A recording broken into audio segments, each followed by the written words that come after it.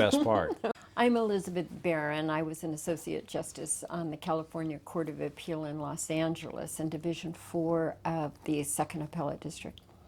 And Justice Turner. My name is Paul Turner. I'm a presiding justice of the California Court of Appeal in the Second Appellate District in Division 5, which is in Los Angeles. Wonderful. To set the stage as to why we're here and what we're doing today.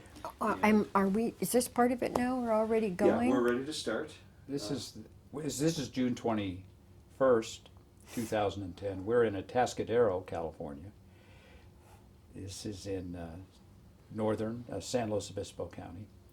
Atascadero in Spanish, I believe, means mud hole, but it is an extraordinarily beautiful place, and we're here with Associate Justice Elizabeth Barron, who previously has served on the California Court of Appeal in Los Angeles in Division 4, as well as previously been a municipal court judge and a superior court judge, and we're going to talk about all that today. Is that all right, Elizabeth? Sure, that's fine.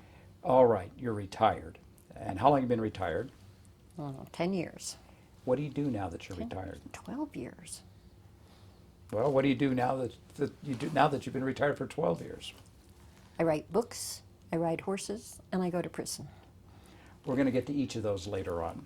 Where were you born? New York City, Manhattan. In Manhattan, all right. And where were you raised? Everywhere. Everywhere. And Mostly New York, New Jersey, Texas, and California. all right. And where'd you go to high school? Redondo High School and Santa Monica High School and Hanley High School in Texas. Where'd you get your diploma from? Samo High? Santa Monica, yeah, Santa Monica. It's called Samo High. Right? Samo High. Still called Samo High. And what'd you do when you got out of high school?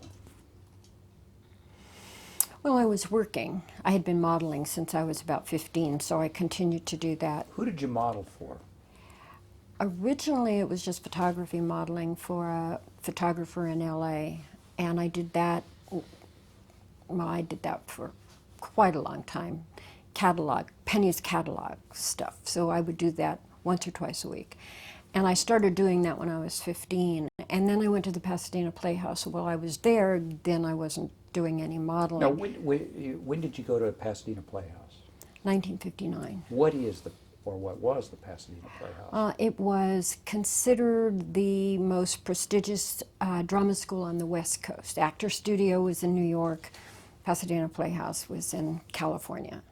Different techniques of teaching, very much in competition, but it was really an extraordinary experience to do that.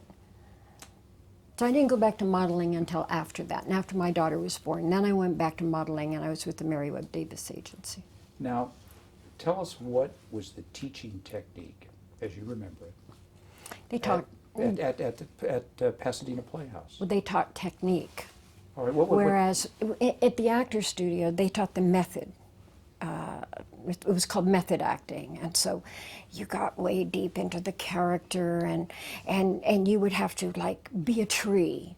So you would pretend to be a tree, act out what that was like. Pasadena Playhouse didn't do that. They taught you how to project your voice, how to use your diaphragm. They taught you speech so that you didn't say mountain, you said mountain. They taught dance. They taught fencing, like we girls were going to be fencing. Who knew that someday Catherine Zeta-Jones would be fencing? They taught you how to fall down. If you got shot, you had to learn how to fall down so that you wouldn't hurt yourself, but it would look like you were really falling. Now, the Actors Studio didn't teach that. That's why Marlon Brando mumbled.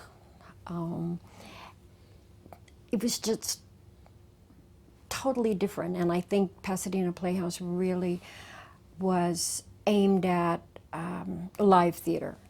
And Actors Studio, the people that went there, they just turned out to be wonderful on screen. I trust when you got out of high school, you wanted to be an actor, is that correct? Oh, I wanted to be an actor my whole life. And at some point you decided, I'm not going to be an actor. Or at least you realized you had to go back and model or something. Could you kind of give us a sense of what that's all about? If you know the time frames too, this is a long time ago. Well, when I was, life is so funny. When I was in high school, along with modeling, I also had a clerk typist job.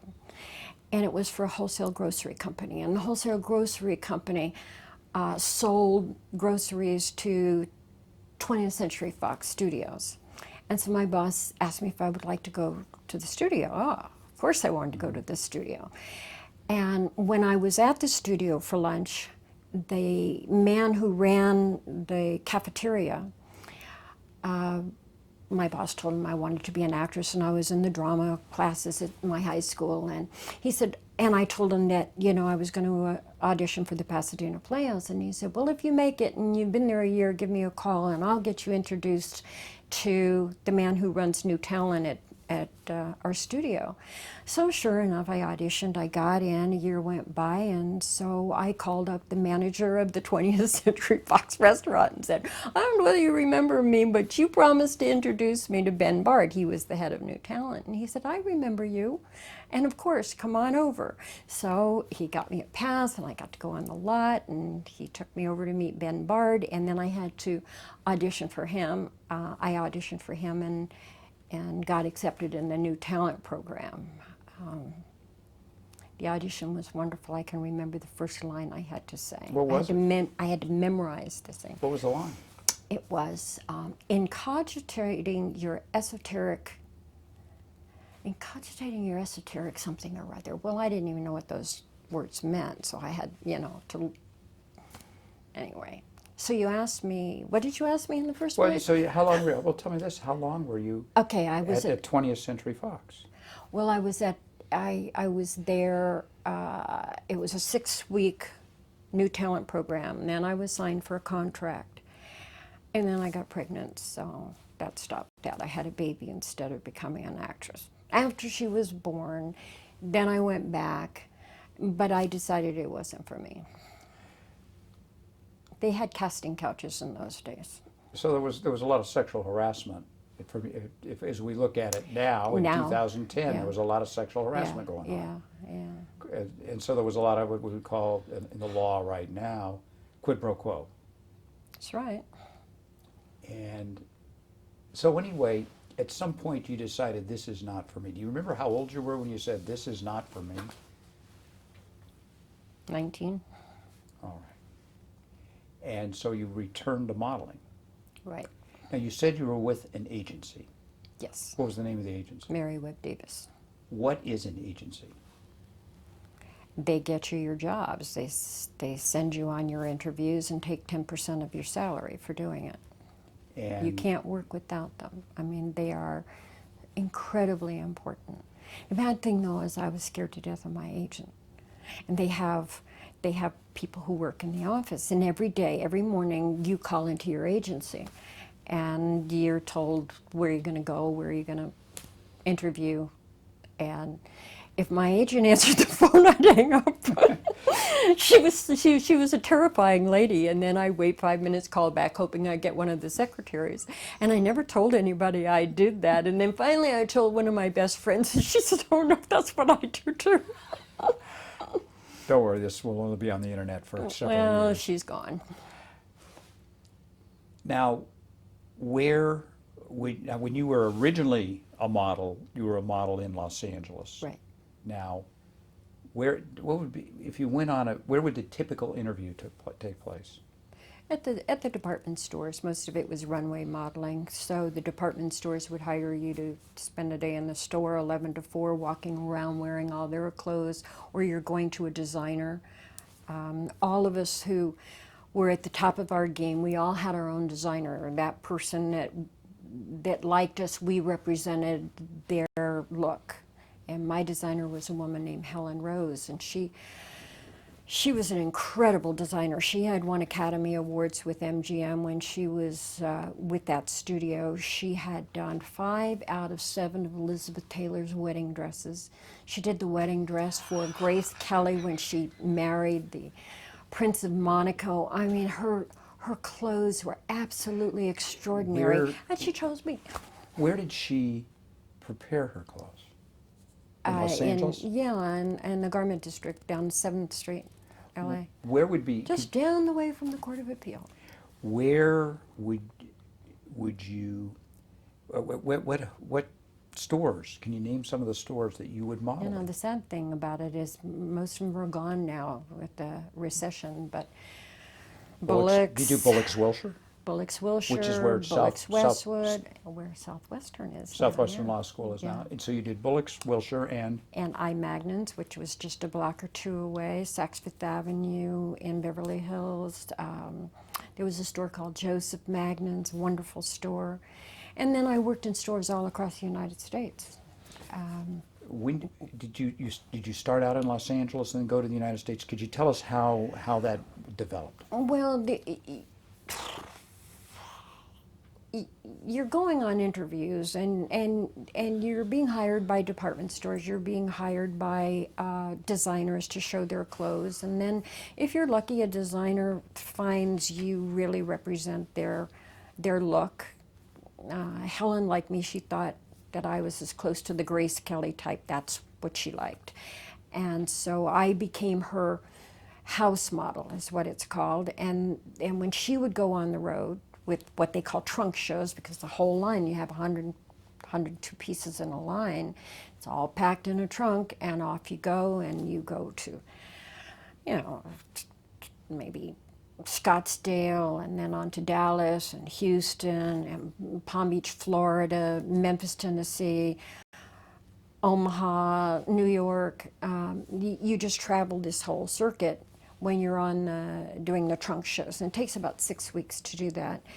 And then you also do Market Week in New York. So you go back and you spend 2 weeks in New York, and all you do is put clothes on, take them off, put the next one on, and you do that.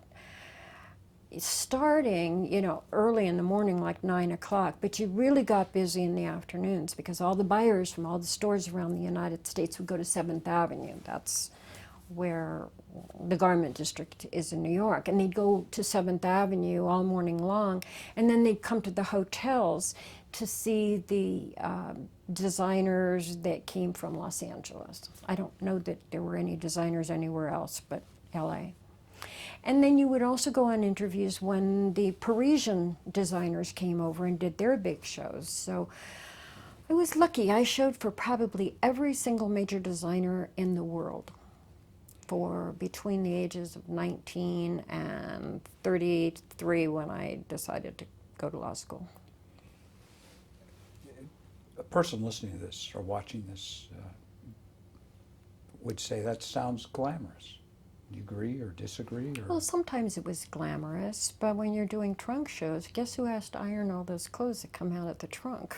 You don't think Helen Rose was going to iron those clothes. The first time that happened to me, and she told me to get going with the ironing, and we had just gotten off a red-eye flight, and it was like, what?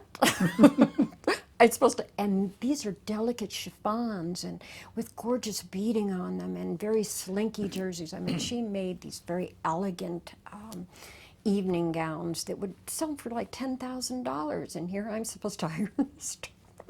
You know, baby clothes I could iron, but anyway, so that wouldn't be too glamorous. And then you wouldn't get invited out to dinner when you were in these cities. The presidents of the stores would invite her out, but I'd be left back in the hotel room. So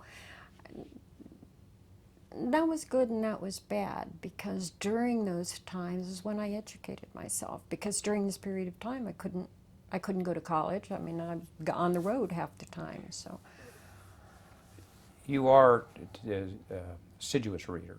Yes. Where did you develop the reading when passion? when I was 3 years old in New York City.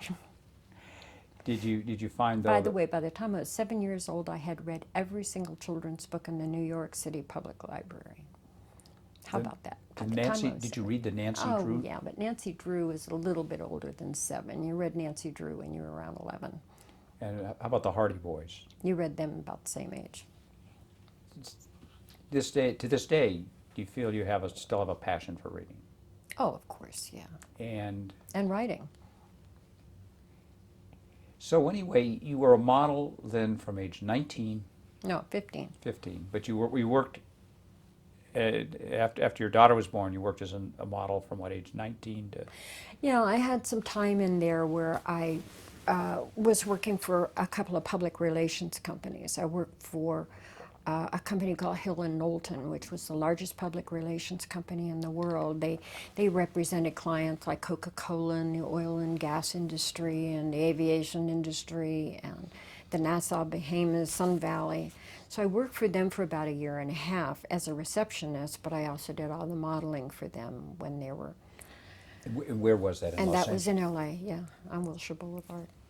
If And you, I begged to let me write press releases. did they let you? They did. And so I got to, I wrote things like the trade deficit between America and Great Britain and China for P&O Orient lines. And I wrote, the new product that Gillette had made called Foamy. And I got to think up ways to get free publicity on them. Like for the Gillette Foamy, there was a big tie-up, a big strike at the airlines and all. And I said, we got to get somebody to go down there and stand in line with the Foamy stuff and do the shaving. They loved it. Got on the nightly news. It was a fun job. You mean that someone would shave while Yeah. the TV? Okay. Yeah, well, they sent a camera down there, but they'd just be waiting at the airport in line and took out the Gillette can and did the foamy stuff and put it all over and were shaving. It was really neat. And so at some point you decided you want to go to law school. Yeah. When was that?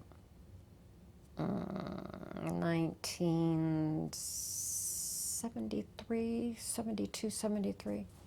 Yeah, right. And 73. where'd you go to law school? I went to San Fernando Valley College of Law. Was that in the San Fernando Valley? No, I was in Manhattan, New York. Now, when you I looked it up in in the Yellow Pages. how'd you find out about? Yeah, I looked it up in the Yellow Pages. A friend and I were having lunch in Beverly Hills, and we were talking about Watergate and how awful it was. And it was all lawyers that were doing all these terrible things. Well, no. And so- Bob Haldeman was a public relations guy. Well, Dean and All all the the rest- other all the ones. rest were Yeah, lawyers. they were. Look at the Attorney General, Mitchell, and so all these bad things were happening, and lawyers were doing it. And my friend and I had had maybe a glass or two too much wine over lunch, and we decided that the best way to counteract this awful thing that was going on is that one of us should become a lawyer.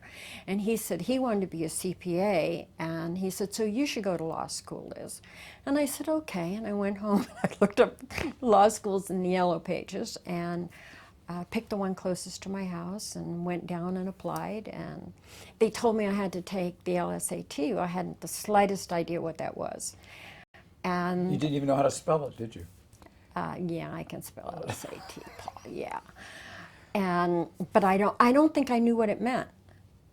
I didn't know what an acronym was. So they said, here's the number you call. Well, it turns out that I just got under the deadline for applying to Princeton for the LSAT, and then I forgot all about it. Went on with life, busy, and I get this notice in the mail that the exam is scheduled over at Cal State Northridge, and I had to appear in such and such time. So I went to take the exam, and it was unbelievable. I couldn't believe what was on this exam. We walked out, and this guy said to me, you didn't like that exam, did you? And I said, no, but how do you know? And he said, because every time you turned the page, you said, oh, shit. Guess we shouldn't say that for posterity. But I got through it. And then I had to interview at the law school, and they said, what makes you think you can be a law student? And I thought it was crazy. What made them think I couldn't? Of course, I didn't know till I got into law school. But as it turned out, it was right for me. How many years did you take to go complete law school? 4 at night. And did you have to take the baby bar? I had to take the baby bar. What is the baby bar? Tell us what it is. Contracts, torts, and criminal law. And if you don't pass it, you don't get to continue in law school. And I was a special student, see, because you don't have to take the baby bar because you go to a state accredited law school. Mine was an ABA. It was state accredited.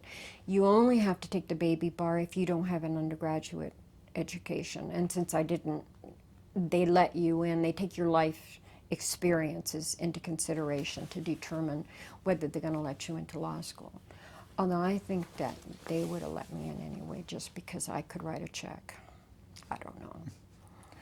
Now, the baby bar, you compare it to the other bar, the one that Well, it's exactly the same, only they're just testing you in 3 subjects. You go in, you sit down, you have the questions, and you have to answer the questions just like you do on the bar. do you remember where the baby bar exam that you took was taken or offered? And I think it was at the Palladium in Hollywood. Just the perfect place for me, right? Felt right at home. You know that my best friend from the Pasadena Playhouse married a Hardy boy, and his Married who? a Hardy boy, Tim Considine, and he was one of the Hardy boys. It was on I think was it on Disney? Was that? On the Disney thing, yeah. And he was a Pantages, and the Pantages owned the theater, and so the Palladium they had owned. And so, you know, everything goes around.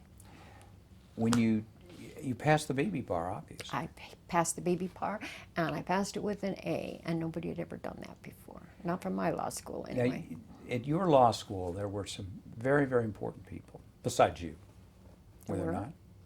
Did you, who were some of the other people you went to law school with?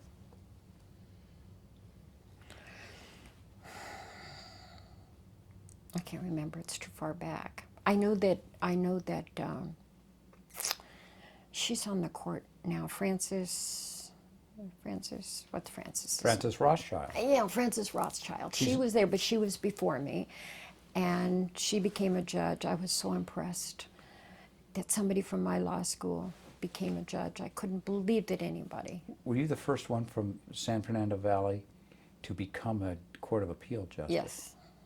I was the first one to get hired as a deputy attorney general. I was the first one. Well, nobody got into a first-rate law firm because we went to a second-rate law school, so.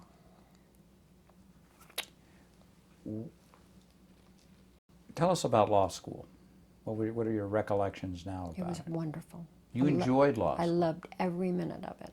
And if there was a class I didn't like, then I just didn't go to it. And the night before the exam, I just studied Gilbert's outline, go in and take the exam. 30 years from now, someone watching this or listening to it will want to know who Gilbert is. What was Gilbert's outlines? What describe them and how they're used? How they're used, I think even to this day, by students. They're just outlines of the law. They're all the rules of law. They don't have any issues. They're just black and white law. And if you memorize it, then you've got all the law down, and then you just go take your exam and you read the facts, apply the issues that you see to that rule of law. It was much faster than like wills and trusts. I mean, really, that just was so boring. I tried. I got through most of wills, but trusts I lasted 2 weeks. I was like, I got to sit here every night, or one night a week with that particular course. Did you go to school at night? Yeah, it was all night school. And 7 to 10, 3 nights a week. And the campus was located where when you went to it? In a converted store in Pacoima. And what were you doing during the day? Working. I had to quit modeling after about 4 months because my agent, the one that scared me up to death, she didn't understand that I could no longer travel. I could only do local work, and she got upset with me, and she didn't get it. So I got a job with an accountant doing tax returns, checking tax returns for him. So I did that all day long in Beverly Hills, and then drove over Beverly Glen and out to Pacoima. Would eat at Galpin Ford, and then go to class. 4 years, right? 4 years of it. You get done. Now you got to take the bar, right? When did you sit for the bar? I started law school in January, February, so I took a February bar in 1970, February of 77, because I graduated mid-year, December of 76, so I took a February 77 bar. And when you took the bar, why don't you describe how you prepared for the bar exam? No, like everybody else, I took a bar review course. Do you remember the name of the bar review course? Named after a guy. Do you remember who that was? It was a BRC. BRC? Yeah, and there was some guy who was really a good teacher. Herman? Does that ring a bell with you? No. No, he was good. So you took And I studied nonstop, but I did that in law school anyway. I mean, I just studied nonstop. That's all I did. I just studied. How much time did you have between when you graduated from law school and when you took the bar? Do you remember how much time you had? Well, I graduated in December and took a February bar. Did you graduate in 76? Yeah. Let me ask you a hard question. Who was the valedictorian of your law school class? Oh, yeah. You got to answer that. You got to tell us. You got to tell us the truth too. If this, you got to give us the whole story here. Who was the valedictorian of your law school class? Okay, I was the valedictorian, but I didn't go. So I never got to give the speech. You didn't I go was to the, working. You didn't go to the graduation. Right. Well, see, by the time they graduated, they put the December class with the following June class. And so by the following June, I was working. So you found out you passed the bar. Mm-hmm. Tell us about that. How'd you find out? I think I went I think I just went to the bar office and they had a list. And so I went over there and, great trepidation, looked down the list and saw my name. What'd you do when you saw it? I probably screamed and yelled and carried on. You know what was more important to me? Well, I didn't think I was going to pass the bar. You know how that was. None of us thought we were going to get through it. But when I got the job with the Attorney General's office, that to me was just like the most wonderful thing that had ever happened to me. That I was going to be a Deputy Attorney General. Paul, you just can't imagine how proud I was of that. Let's back up. You're in law school. When did you interview while you were in law school for the position at the AG's office? No. I clerked for the Public Defender's Office one summer. Then the next year, I graduated in December, and I got a clerkship with the DA's office. And somewhere in there, I clerked for an insurance defense firm, where I met the woman that I became partners with after I left the Attorney General's office. And that would be Gail Solo. Yeah. Now, when You've done your homework that you know who Gail is. Good for you. How'd you find out about the position at the State Department of Justice? I went to one of those lawyers club, I think it was called, and they met at the civil courthouse for lunch once a month. And there was a freeze-on in the DA's office, so the only job I could have, like there is now, the only job I could have gotten was in the child support unit. And they said, if you take the job in the child support unit, then they will not switch you over to the criminal division. And I wanted to be a prosecutor in the DA's office, obviously in the criminal division. So anyway, I went to this meeting and heard a couple of other people talking that the AG's office was interviewing. So I thought, I'll try. So I went over to the state building, put in my application. And who interviewed you? Kurt Livesey, who is with the DA's office still. Who interviewed you at the Attorney General's office? That's what, but it was civil service first. Right. Clark Moore. Okay. And he was and someone from the civil service department, an African American woman. So I had to get through that first, and then you get through that, then you go to your interview at the AG's office if in fact you get past the civil service. So when I got to the AG's interview, it was with S. Clark Moore. He was the head of the criminal department, and a deputy AG named Robert Katz. And Ted, oh gosh, I can't remember Ted's name, but he was the Clark Moore's assistant.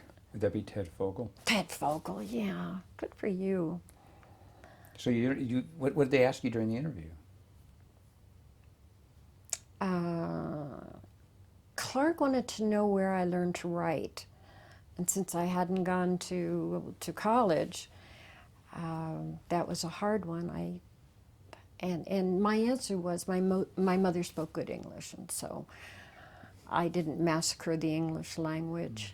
And I read so much that I knew how to put a sentence together.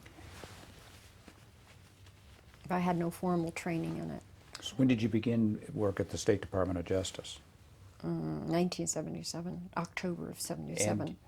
And you worked in what do they call the section of the Department of Justice you worked in? The criminal division. And you know that because you opposed us all the time.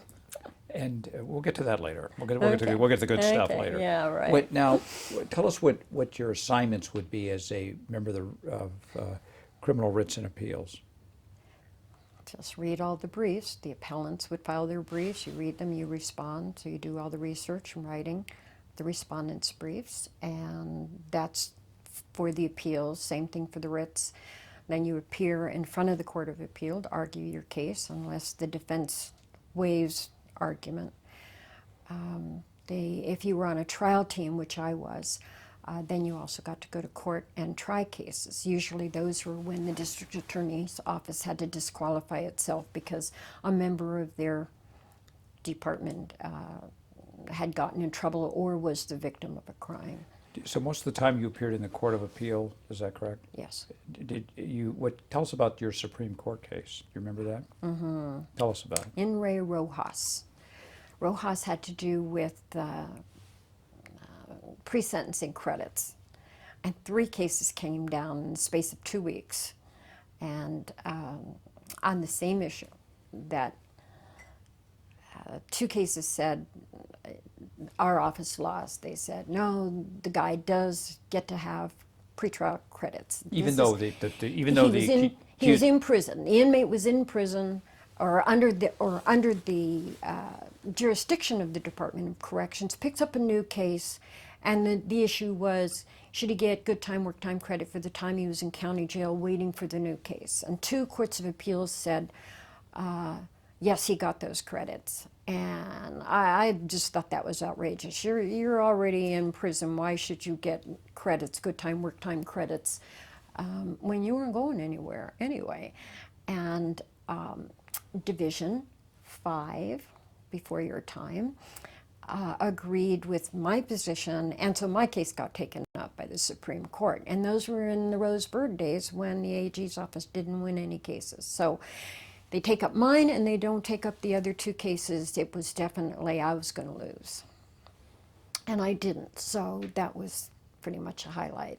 And is that in 17 Cal 3rd 152? Beats me. Say yes. Okay, yeah. That's correct. Now, tell us how you prepare. We're talking now back in the late 70s. How do you prepare for an oral argument at the California Supreme Court? Just do your homework. You just know your facts. You know the law. And when you're in front of them, you pretend that you're Jane Fonda arguing in front of them and you're not you, because she would do a great job, right? It's sort of an out-of-body experience. And wouldn't you agree that most people thought you were going to lose that case? Everybody thought I was going to lose the case. And so how'd you find out you won? The opinion came down. Where'd you find out you won? What were you doing? You know, I think Ted Fogel called me. I think that's what happened. I think I was just slogging away through some other case, and I think Ted called, and I thought he was jiving me. You know, I really thought he was teasing me, because he had a good sense of humor. It was like, this isn't funny, Ted. But yeah, I think Oh, I was the heroine around the office there for probably 30 minutes, and then we all went back to work. Now, you said you worked also on, as part of a trial team. Is that correct? Tell me about that. What's to tell? Well, I mean, who was your boss? Oh, Roger Boren. Is that the Yeah. same Roger Bourne who is the presiding justice Division 2 Yes, and is the administrative presiding justice of the Second Appellate District? yes, It's the same one. yes. All right. My mentor. And tell us about some of the cases that you handled. I believe you indicated that these cases were cases where there was a conflict of interest Right. with the public, with the district attorney. Well, the two biggest cases I was on, one became famous, but the first one was a deputy district attorney. It was incredible. There was a rapist. He had raped 8 women in the San Fernando Valley in the Toluca Lake area. What did he? Do you recall what he did for a living? Yeah, he was a bailiff in the courts. He was a deputy sheriff. He was a bailiff in the courts. He was a bailiff in the dependency court. But I don't want to get ahead of myself on this story. Okay. There was a deputy district attorney named Nancy Sperber, and she was on probation. She was brand new. By on probation, her She- employment probation- status. Yeah, probationary status. I think she'd been with the office three months, if that. She had just gone through the training program, and she got assigned to a courthouse. And her head deputy was Steve Cooley, who is now the district attorney of Los And Angeles. is he also not the Republican nominee for Attorney General? Oh, right, absolutely. Let's hope he's going to win it too. I'm neutral. Oh, yeah, you have to be, right? Yes. Yeah. Anyway, Nancy Sperber is getting acquainted with Steve, and they're just doing the ordinary chit chat. You know, where do you live? Well, Steve said he lived in Toluca Lake, and she said, "Oh, I live out in the marina, but my boyfriend lives in Toluca Lake." And they started sharing restaurants that they went to and all. And Steve said to her, "You better be careful, you know, when you're over there, because there's a rapist." And I think 7 women had been raped by then, and Steve's wife had been one of the victims. She hadn't been raped. She's the only one that managed to get away from the rapist. Steve was at a retirement dinner for another DA, and Jana was home alone with their son. Michael was, you know, I think he was only 8 or 9 months old at the time. And she was in bed reading, and all of a sudden this man was on top of her, and she managed to fight him off, run out of the house screaming to a neighbor, and the guy disappeared. So because this happened to Jana, Steve was more interested than normal in the investigation. Ordinarily, he wouldn't know anything about it until a case came to him. Do you remember if at that time whether Mr. Cooley was still a reserve Los Angeles police officer? You know, if he was, I didn't know that. But anyway, so Steve is telling Nancy to be careful, and he knows certain facts about the rapist. The man wore a ski mask, so nobody could identify him. So it was a modus By the way, operandi. we know who he is, right? Yeah, we know who What's he is his now. name? Paul Monty Jr. Okay, so Paul Monty Jr. Paul Monty Jr. This is Deputy Sheriff, Los Angeles County Deputy Sheriff Paul Monty Paul Jr. Monty and he Jr. wears a ski mask when he commits these sexual He assaults. does. So Steve is saying to Nancy what he knows about him. And he says, the guy wears ski masks. And she says, my boyfriend has a lot of ski masks. He's been painting his house, so he wears ski masks while he's painting his house. And Steve says, all the victims say he smells like baby powder. And she says, well, that's nothing. My boyfriend uses baby powder. And Steve says, well, some of them saw that he had kind of light brown hair. And she said, well, that could be anybody. My boyfriend has light brown hair. Well, at this point, Steve is no fool. And he says, young lady, you are going to follow me out to North Hollywood, to the detectives. So they get out there, And one of the detectives recognizes her. And he recognizes her because he had arrested a robber who they always thought was a rapist as well, but they only had him on robbery. And she had been the guy's girlfriend. And that kind of convinced them that, hey, maybe there's a pattern here. And they decided to put their surveillance unit on her boyfriend.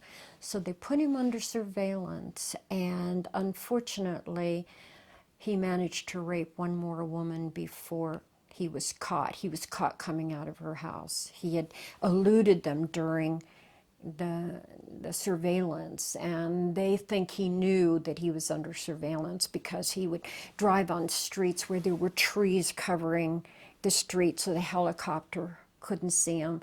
And what he had done, he had gone to one street, gotten out, gone through a yard and over a wall and raped a woman on the far street. So by the time the surveillance officers got around, he was coming out of her house. And they went up to knocked on the window and said, "Are you okay, ma'am?" And she said, "No, I've just been raped." And so they took him down in an intersection not far away. So that was my first case. And because she was a deputy district attorney, the district attorney's office had to recuse itself, and the AG's office came in. And Roger asked me to be on it because there were some, I mean, all the victims were women. So I handled all of the, the investigation with the women and prepping them, and handled their testimony during 2 preliminary hearings. The guy eventually he pleaded guilty, and so he went to Tuscadero State Hospital. Is he still there? No, but he did longer there than any inmate had ever done, because they found that he was cured, and that had never happened before. Everybody was always getting out in 18 months, 2 years' time, but this guy stayed in much longer, and they said he was cured. And because he was cured, he couldn't go out on outpatient treatment under the jurisdiction of the hospital with somebody watching him. But what happens when you get cured is you have to finish your prison sentence that you would have done.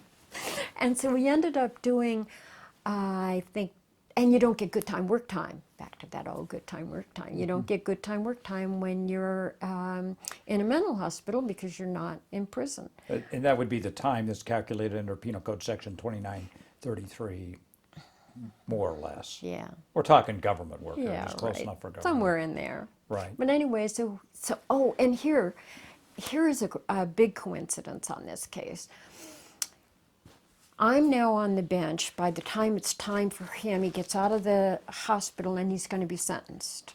And I'm on the bench as a Superior Court Commissioner, and I'm doing the night court program. It was a trial program to try to eliminate the crowding in the jail. So they had one judge that would come in 7 o'clock in the morning and do cases till like 2, and then I would come in at 2:30 and do cases till 10 o'clock at night. I think you did that too, Paul, didn't you? Yes, I did. Yeah, I remember. As I recall, I may have been the first judge ever to do that. I think you were. In fact, I was covered live by CNN. Were you?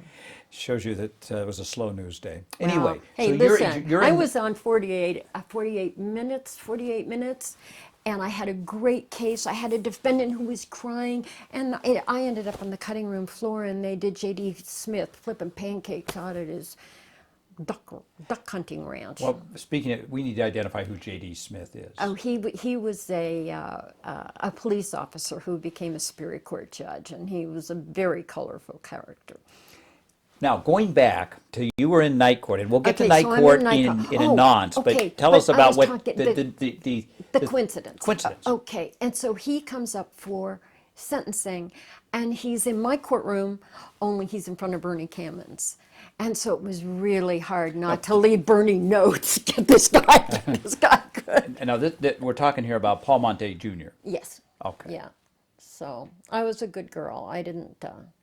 Oh, but then they brought in the victims. And so the victims came into the courtroom and they saw my name. I mean, outside in the hallway it said Bernie Kamens and Elizabeth Barrett. So the victims would come in, and of course I bonded with all of these victims. Some of them stayed friends for years. I still get Christmas cards from a couple of them. And so of course they'd hang around to come into chambers, and Bernie didn't know what was going on. And nobody could tell Bernie what was going on, but anyway, he gave him the max.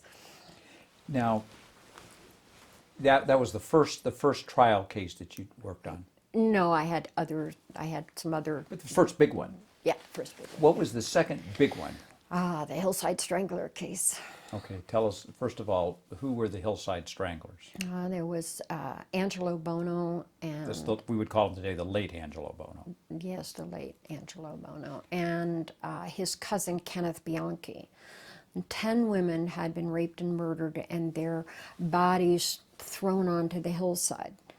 And that's how it got the name, the Hillside Strangler. What part of the county did this occur in? Mostly between Hollywood and Glendale, and the bodies were found in an area between Hollywood and Glendale, and the victims were picked up in Hollywood Boulevard area and in the Glendale area, like around the shopping mall. And Why did the Attorney General handle that case? well, First of all, who was the Attorney General when this happened? George Machen. All right. And why did the Attorney General handle this case as distinguished from the other case where there was a conflict of interest involving the District Attorney's Office because the Deputy District Attorney was a witness? The District Attorney's Office didn't feel that they could get a conviction. They felt because Kenneth Bianchi ended up pleading guilty. Who was the lawyer for Kenneth Bianchi, do you remember? Wilbur Littlefield And Wilbur Littlefield was the public defender. And wait a minute, who else? There was somebody else I knew really well that We're talking now about was Bianchi's lawyer. Bianchi's lawyer. Now, yeah. who's the lawyer? Who are the lawyers for Mr. Bono? Jerry Chaliff and Catherine Mater. And- And here's the other thing: Jerry's the only one that didn't become a judge. Even Kathy Mater, representing the defendant, became a judge. And she's a Los Angeles Superior Court judge She right now. certainly is. And this is the same Gerald Chaliff who was the counsel to the Los Angeles Police Department Exactly. and has essentially the same rank as a deputy chief. Is that correct? Right. All right. So everybody now who were the lawyers that you were involved with from the Attorney General's office? Roger Boren was the head of the trial team, and his second chair was Mike Nash. Now, Mike, tell us who Michael Nash is. He's now. the presiding judge of the juvenile court. In what has county? been in Los Angeles County, has been for many, many years. And I was only put on the case for special issues. And I handled the pretrial issues involving hypnosis and the mental health of Kenneth Bianchi. Remember I told you I had clerked for the public defender's office? Well, I clerked for the public defender's office because when I got hired, they asked you where you wanted to go, and I told them I wanted to go to the mental health court because a dear friend of mine, Jay Sebring, had been murdered by the Manson family, along with Sharon Tate, a very famous movie actress at the time. And Jay was a very close friend. And when that happened, I had been a supporter of the death penalty. When this happened, I no longer was a supporter because I thought we ought to keep people like Charlie Manson and the Manson family under a microscope, evaluate them. How could they be so evil? And so if we executed them, then we would never know what made people like that evil. Then I became a criminal lawyer for quite a while and realized that evil walks the face of the earth. And no psychiatrist that I knew of and could really tell you why people commit the crimes that they do. The Ted Bundys of the world, the Kenneth Bianchis, the Angelo Bonos of the world. But anyway, back to the Hillside Strangler case. Kenneth Bianchi left LA, went to Bellingham, Washington, and killed 2 co-eds up there. But he didn't have Angelo helping him, and he got caught real quick. And his public defender up there, looking for a defense for him, decided that he had mental problems. And Kenneth went right along with that. He had a multiple personality, he said, and it wasn't really him. It was his personality, Steve, that committed these crimes. And nobody knew, and I found it out, that they had shown the movie Sybil in a Canadian TV station, that they got picked up in the jail. So he saw this whole story, this whole movie made about multiple personalities. And then the public defender got this psychiatrist from the University of Montana, who was an expert on multiple personalities. Just so we can interrupt here, this is the which public defender? Public defender in Bellingham, Washington. He gets this psychiatrist from the University of Montana who comes to interview Kenneth Bianchi in the jail up in Bellingham and is convinced that Kenneth Bianchi has a multiple personality. And the first I know about any of this, I knew about the case. And because Kenneth Bianchi had these mental problems and he was a multiple personality, the district attorney didn't think that they could prove a case. And the district attorney then was John Vandekamp, who later became the attorney general when George Deukmejian became the governor. But back then, there had been a prelim, and the district attorney went in front of the judge and said that they were moving to dismiss the case. And yes, the judge was Ron George, who's Now, now what's he do now? Chief Justice of the state of California.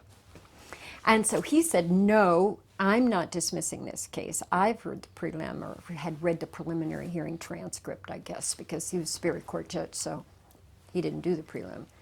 And he ordered the case over to the Attorney General's office. So if I can interrupt you, when Ronald M. George was a lawyer, as I understand, he was a deputy attorney. He was deputy AG, yeah. So he sent it over to the AG's office to take a look at it. So George Deukmejian and his assistant, Robert Philibosian, who became a district attorney too. If I could ask you this. God, it's a small world. What a little tight clique everybody is. Well, I'll tell you what would be helpful. If you, as best you remember, tell us how that decision was made. In other words, at some point, Attorney General Deukmejian had to make a decision with the assistance of the Senior Assistant Attorney General Robert Philibosian. We are going to take this case, or we're going to tell Judge George, and Superior Court Judge Ron George, that we don't believe this case can be won. They gave it to Roger Boren, who we mentioned earlier is now PJ of Division II of the Second Appellate. Roger, all the files were moved over to a storeroom in the AG's office. Do you remember how big the storeroom was? Probably the size of my office here. It wasn't that big, but it was stacked floor to ceiling with cartons. And Roger went through every single piece of evidence in that case. Did he do it alone, or did he have somebody else help him? I don't remember that he had anybody helping him. I got remember the feeling he really did it alone. Do you remember who? Did he have a detective or an agent work with? Oh yeah, he did. Who was that? Help me. Would it be Paul Tolliners? Yes.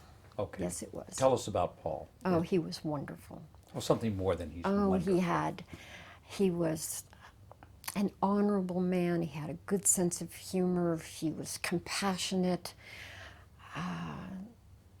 He had a lot of depth of character to him. And he was an agent, is that correct? Yeah, he was an investigator for the AG's office. Do you remember what his prior law enforcement background was? I think he'd been with the Montebello Police Department. Arcadia, maybe? Arcadia. Yeah, could have been Arcadia. Yeah, it was, because I went to talk to his daughter's high school class, and it was in Arcadia. And that's the daughter who's now a deputy attorney general. And I didn't know that. Thanks for telling me. I didn't know that. That is so neat. So anyway, Roger Bourne goes into this room, which is stacked to the ceiling with cartons.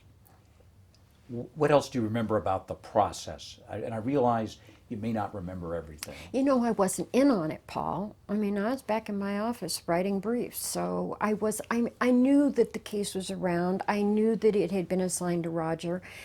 Roger, you know, had just finished with our Paul Monte Jr. case.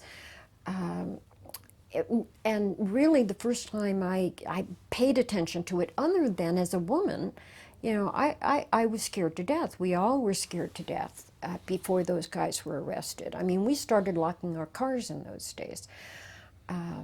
When I was clerking for the DA's office in their appellate division, I was in an old building. I mean, it wasn't in the criminal courts building. It was in some old factory building down around 6th or 7th Street. And I'd be there working late at night by myself, and there was this DA that came into the library while I was working there about 10 o'clock at night, and he just spooked me. You know, I thought he could be the Hillside Strangler, and so I packed up my stuff and got out. I was all alone in a building with some man that I thought was really spooky. As it turns out, he's the one who retired. That Steve Cooley had gone to his retirement dinner when his wife was attacked. Everything is so circular in life. But anyway, when I was in the AG's office, it was this other deputy AG that just, you know, he just was such a nerdy, creepy little guy that I thought, well, maybe he's the Hillside Strangler. I mean, that's the way it was for all women in LA then. I mean, we were sure everybody, our next door neighbor was. But so I had paid attention to the case from the standpoint of being a woman, but I hadn't paid attention to the case from the standpoint of being a lawyer because I was too busy, you know, doing my own work. Before we go on to that, if we could talk just briefly about the issue of forcible sexual assault and our culture's change in terms of its perspective on it, if we could. When I was a lawyer, you and I, we met each other when I was a lawyer. And I had always found that our culture just didn't treat this like it was what it was. This horrible affront to our society. For example, when I was a lawyer, if a person is charged with rape, they can get probation.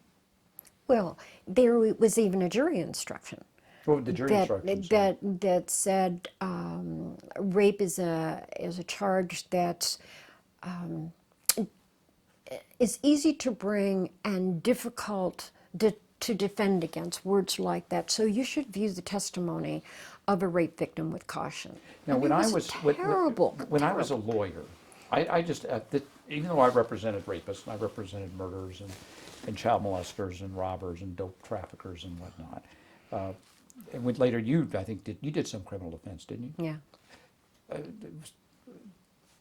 The Constitution requires that occur, and our culture and our society is unsafe. And What does our... well, that we have to have lawyers. Oh, yeah. Oh, okay. But what stunned me once I was talking to you, and for once and I think you were deputy attorney. I know you were deputy attorney general, and it struck me that here is somebody who understands this is evil, and the rest of our culture, with the minimal sentences, the jury instructions, and the like, didn't feel that way.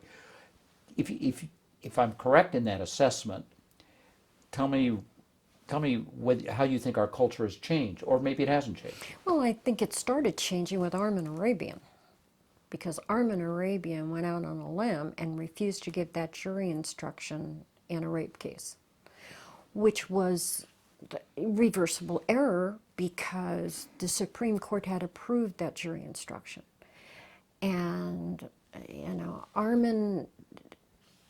Here you are between your conscience and the rule of law.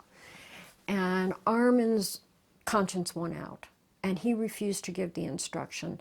And so that went all the way up to the Supreme Court, and the Supreme Court said, Armin, you're wrong, but the instruction shouldn't be given. And so that we're clear, that's the same Armin Arabian who later became a member of the California Supreme Court. Right. Went to the Court of Appeal. Was he in my division? No. Whose division was he in? Division 3. Your secretary worked for him. That's correct. Right. Now, I'm sorry, I'm going to ask you to pause for a moment while I change tape. absolutely. And we are ready to pick it up again. Now, we're talking here about The change in people's attitudes toward rape. Right. Why don't you The- continue? the- You were discussed what happened with Justice Arabian. Why don't you continue on? Well, I think that he his courage inspired us, that something had to be done. And I was very active in the women's movement, and of course, rape was high on the agenda of the women's movement. I mean, I got the was impression that that was at the beginning of the 70s. One would characterize that as a women's issue, but not an issue that men seemed to care about. right. I didn't remember any man caring about it until Armin. But we had marches. We had Take Back the Night marches across the United States. We had 10,000 women marching down Hollywood Boulevard to protest the way women were treated as rape victims. Women were asking for it. Women who got raped wanted it. There was no such thing as rape. There were rape jokes. Oh, well, just if it happens, lay back and enjoy it. I mean, women wouldn't report it because police officers would make jokes with them or treat them. I mean, the police officers were as bad as the culture of the police department was just terrible toward women who claimed that they had been raped. And as I said, here's a law that says that you should look at the testimony of a rape victim with caution. If you had been robbed at knife point and somebody took your Rolex watch, well, hey, that's pretty easy to say, and then go collect the insurance for it. But nobody said, well, you should look at a robbery victim's testimony with caution. George Deukmejian and probably Bob Philibosian had an awful lot to do with changing those attitudes. First, I mean, I had been in the office under Evel Younger, so when he retired and George Deukmejian came in, he brought Bob Philibosian. And we were all surprised because in our little mail slots, we would get these little messages like Bill Pounders, who is, I think, just retiring from the Superior Court. He had one to please go investigate some kind of gun laws. Well, that was his specialty. And here Bob's been in the office about a month, and he knows that Bill Pounders has a specialty on guns. And so people were always getting these little messages. Well, I got one about a case in which a woman had been abducted off the street by 3 gangbangers who did everything to her except use her penis.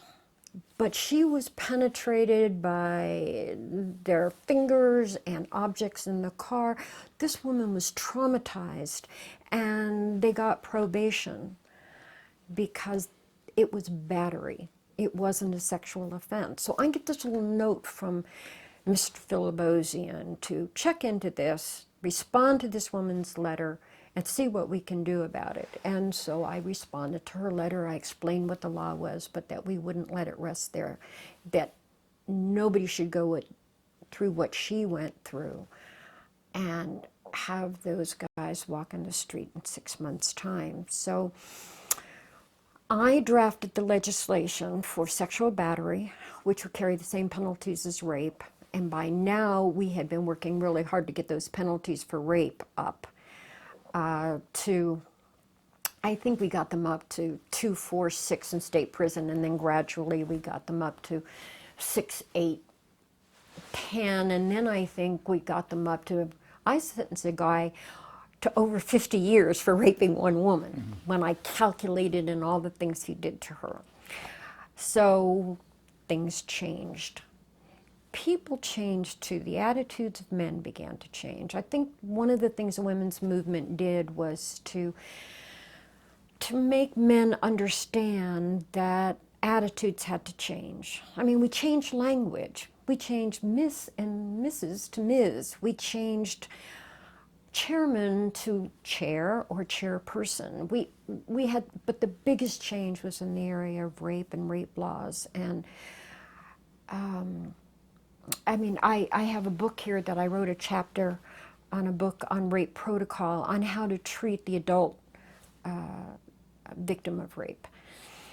But anyway, I wrote this legislation, and George Deukmejian found a legislator to carry it. He had been in the California legislature before he became the AG. He got somebody to carry it for us, and it became the law, and it was a good thing. He was a good AG. Now let's go back to A good governor, too. We'll get to that. We'll get to that shortly. Especially who he picked to go on the bench. So, so now the decision has to be made. Does the Attorney General take the case against Mr. Bono? Well, Roger recommended it to Philibosian. Philibosian recommended it to Deukmejian. Deukmejian said, okay, you guys go for it. I mean, and he was putting his career on the line, too, I think. You know, John Van de Kamp was a good district attorney, and the two deputy DAs that evaluated that case were very experienced prosecutors. And I think that the decision that they made was not unreasonable, given Kenneth Bianchi, who was such a terrible liar and this complaining about his multiple personality that committed the crimes. But Roger had a different take on it, and so did Philibosian. And you know, here's how I first really learned about the case. My phone rings, and it's Roger, and he says, Liz, come on down to my office. I want to show you something. So I trot on down to the office. He's got a video machine going, and pops this tape in, and we've got Kenneth Bianchi sitting behind a little table, and we've got the shrink from Montana. And the shrink is asking Kenneth about who committed the crime, and Kenneth is saying, oh, Steve did it, Steve. And so the psychiatrist says, well, come out, Steve. And Kenneth just looks at him and he says, Part, come out, Part, come out, Steve. And nothing happens. And so he gets down on his hands and knees in front of this guy, and he says, Part, I know you're in there. Come out, Part. And you could see the light dawning in Bianchi's. And then he just changed his persona, and he became this real mean, gruff guy, and he held his cigarette differently, and he changed the tenor of his voice, and he became Steve. And at that point, he told about all the crimes. He told about Bono. He told about what they did to all these women down in Los Angeles. He told about the two co-eds in Washington. And that's how it all came out. Well, in a court, you know, when you have a man who's mentally ill and a multiple personality, who says he committed these crimes, how reliable is his testimony going to be against Angelo Bono? Let me ask you this: do you think he really had multiple I personalities? proved he didn't. So no, I didn't. And that was my job, to prove that he wasn't a multiple personality. And the reason why they gave this to me is because I had clerked, going back to the Manson family, when I became a clerk for the public defender's office, I asked to go to mental health because I wanted to learn about the psychiatry and how the mental health system worked, which is what convinced me that psychiatrists don't know any better than you and I what causes evil in this world. But because I had spent 3 months in the public defender's mental health unit, when I got to be an AG, they assigned me all the mental health cases. So it was very cutting edge in those days, and that's why Roger selected me to do this portion of the trial on the hypnosis and the mental health issues. It's because I had been doing those cases for the office. Now, did you participate in the trial, or did you do the work that they used?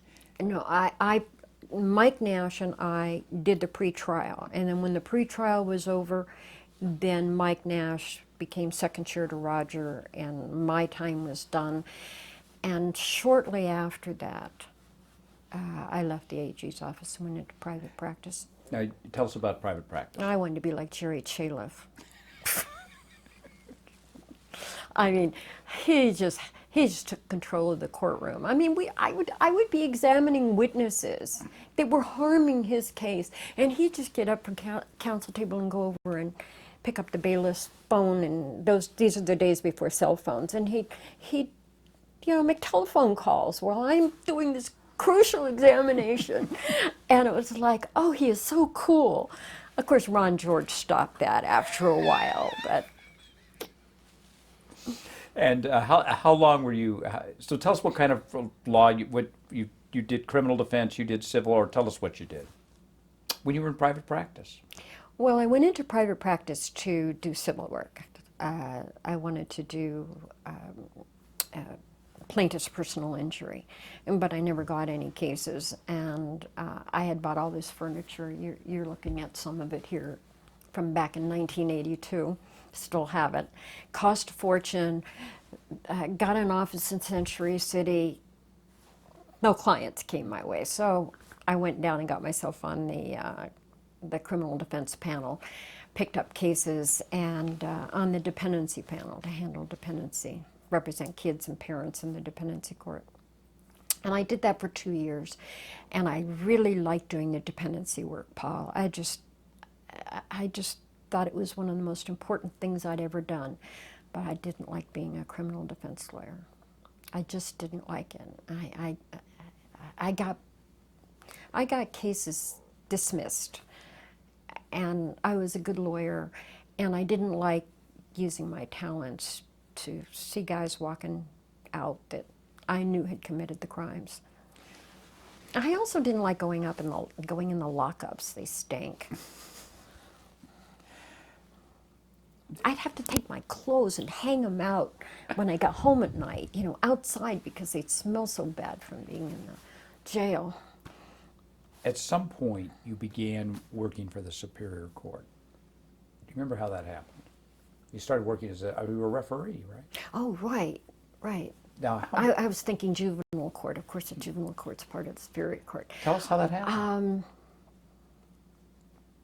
Well, I was irritated at some of the judges I appeared before. One in particular, who will be nameless. He was done by noon, and he was playing golf at 1, and it just offended me. These cases were so important, and he was just whizzing through that calendar, and he wasn't trying cases. There was another judge who you couldn't get him to try a case. All he would do is take you back in chambers and talk about the cases. These cases needed to be resolved. These were little kids who were out of their homes. These were parents without their children, children without their parents, who knew if the allegations were true or not yet, and they needed to be adjudicated. And so here's this judge that I think he was afraid to try cases. There were a couple of others one that I thought was very abusive to counsel. I mean, these cases are tension-filled cases, and I thought that this particular judge was very abusive to the lawyers that were there. So I didn't like that. So I thought I could do a better job. So I went and applied to the PJ to be a referee. Now, who was the PJ? Randolph Moore. And so you were hired as a referee? I was hired as a referee. There was a defense lawyer, Chuck Lindner, who was standing at the elevator in the criminal courts building when I was looking at a very old notice on the bulletin board that they were looking for referees. And, the notice had to have been up there for over a year. And I had known Chuck from the Criminal Courts Bar Association. I said, I'm going to apply for that, Chuck. And he said, oh, Randy Moore makes those decisions. Come on, I'll take you. And so he takes me up to Randy Moore's, and he said, she's really good. You should put her on as a referee. And Randy said, okay. So I became a referee. What kind of cases were you handling? They were dependency cases. And were you handling the arraignments? Were you handling the trials? Were you handling the dispositions, the adjudications, or what? The adjudications. Yeah, the Hillside Strangler, the McMartin preschool, allegations had occurred. That was a nursery school in which everybody, all the teachers and the owners of the school were accused of molesting all the children in the school. It went on for a couple of years in LA. And because of that case, allegations of child molestation came out of the closet. And the court system was being overwhelmed. And so a referee who would normally handle very subordinate case issues, arraignments, that kind of thing, were needed. And so I was put into a regular trial court to handle a full trial calendar. And was Judge Moore the presiding judge all the time that you were sitting as a referee? I don't think so. Was Judge Boland?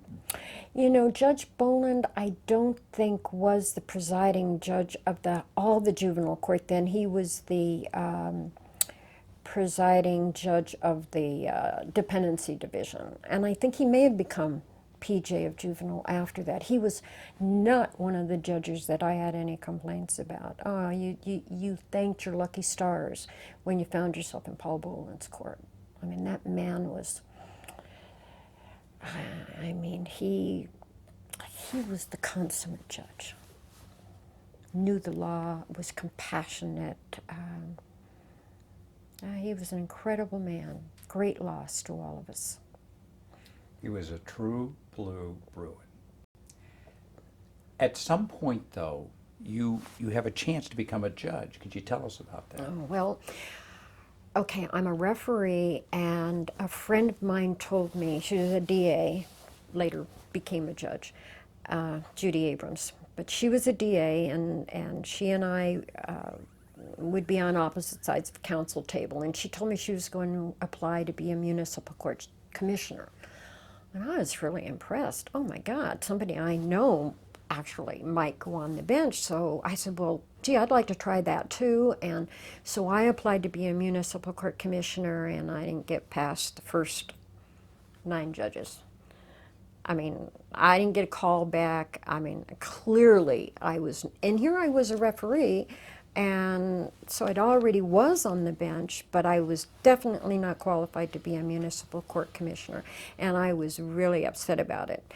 So what happened? Well, I was down in the parking garage, getting into my car, and Nancy Brown, who was a municipal court judge at that time, was supposed to be on that panel, and she used to appoint me on cases.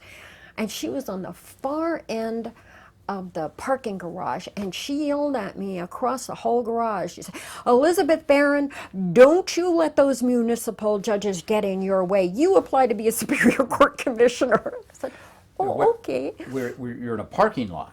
Yeah, I'm in the parking garage in the bottom of the criminal courts building. And she yells that in front of everybody. There were people getting out of, into Were their some cars. of the ones getting out municipal court judges? Getting out of their cars? No, everybody was going home for the day when this happened, but I suppose. I mean, I was just so stunned that Nancy first of all, I didn't want everybody to know that I couldn't even get past a municipal court judge interview. And now I'm going to be real catty. Oh, go ahead. Please. Okay, not a single one of those municipal court judges that were on that interview panel ever got elevated to the Superior Court. But maybe through unification. But George Deukmejian did not appoint one of them. Nor did Pete Wilson. Now, Jerry Brown might have, since they were all Jerry Brown appointees.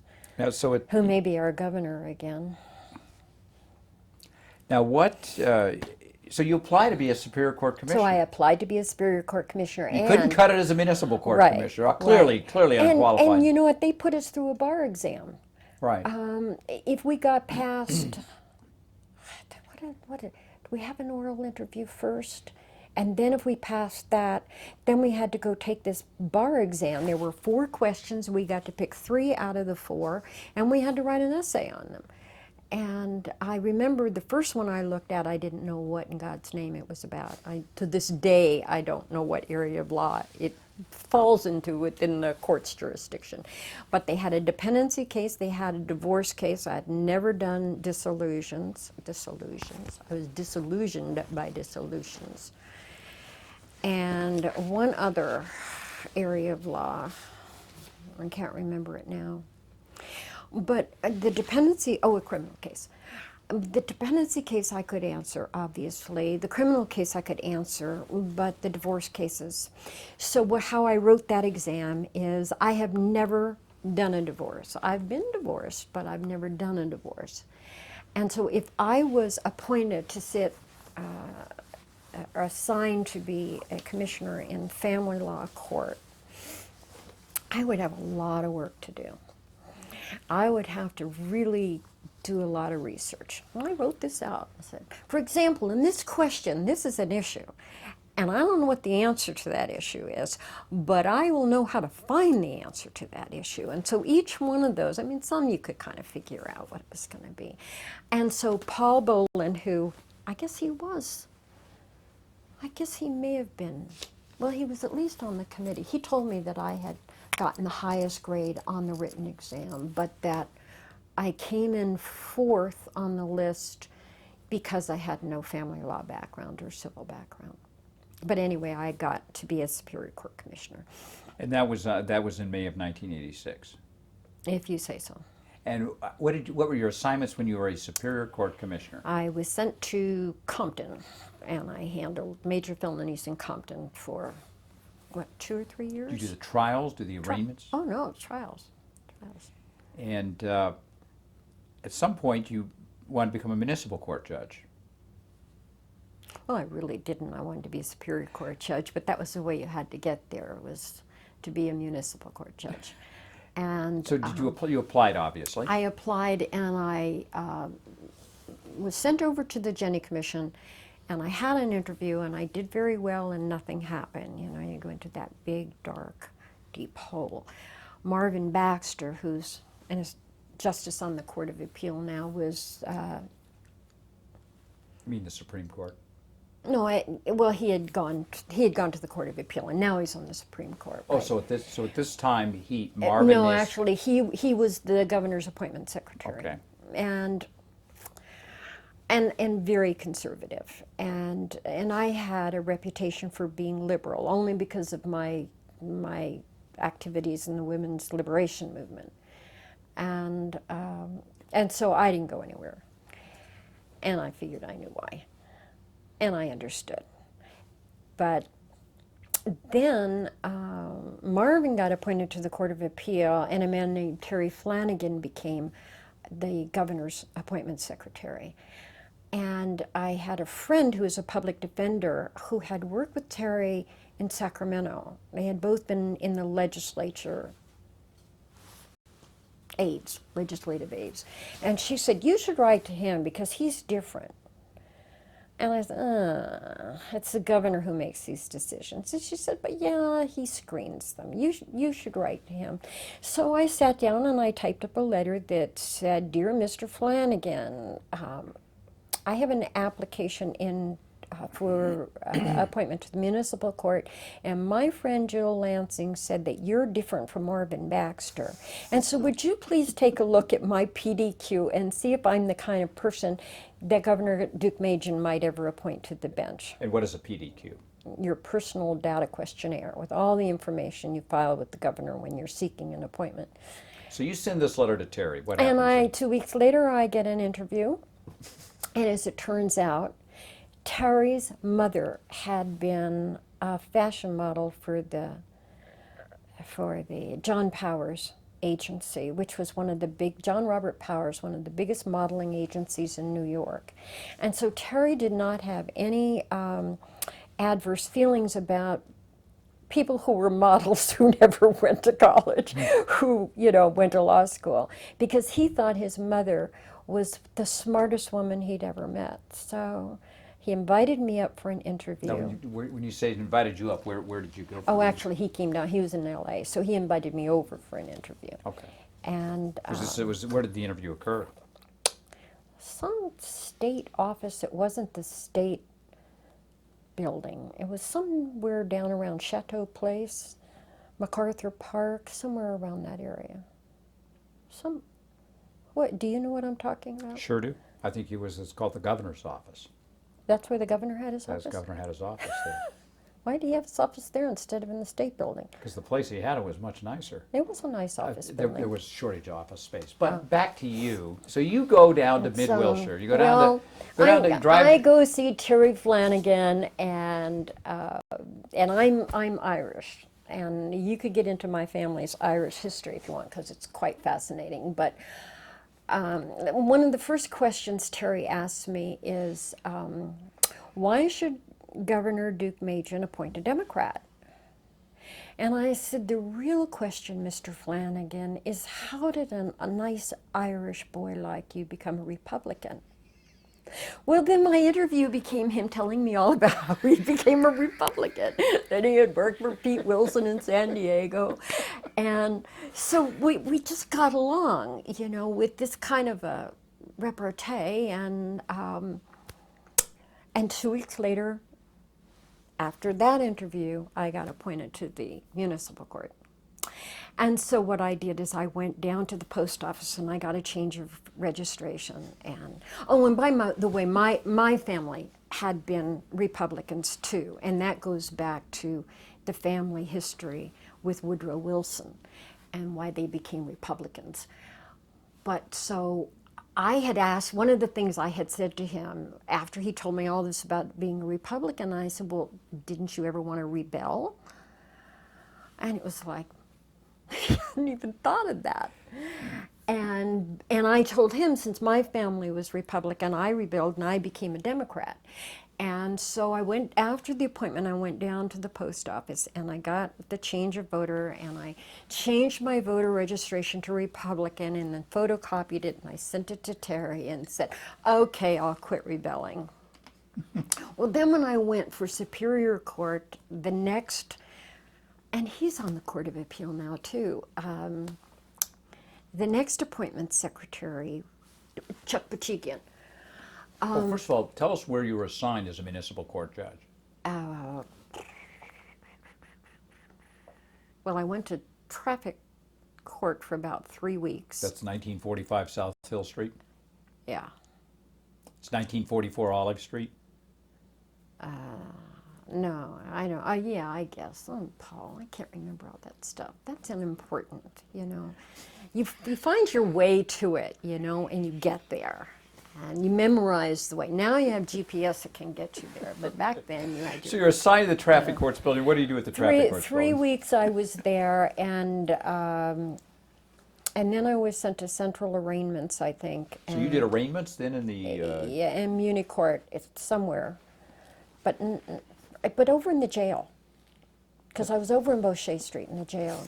And I was there for about 2 weeks, learned whatever it is I had to learn, and then I was getting a new assignment, and a brand new judge named Tom Wilhite came, because he was brand new. He got sent over there, so I taught him everything I had learned in 2 weeks. And this is doing arraignments on Boucher Street in the courtrooms, which are attached to the Los Angeles County Jail. To the jail. Where is... And Tom is now in my division of the Court of Appeal. That's right. Now, what happened after you were assigned to arrangements? Okay, so I think they sent me to West LA? West LA for, oh, they sent me to a trailer in West LA.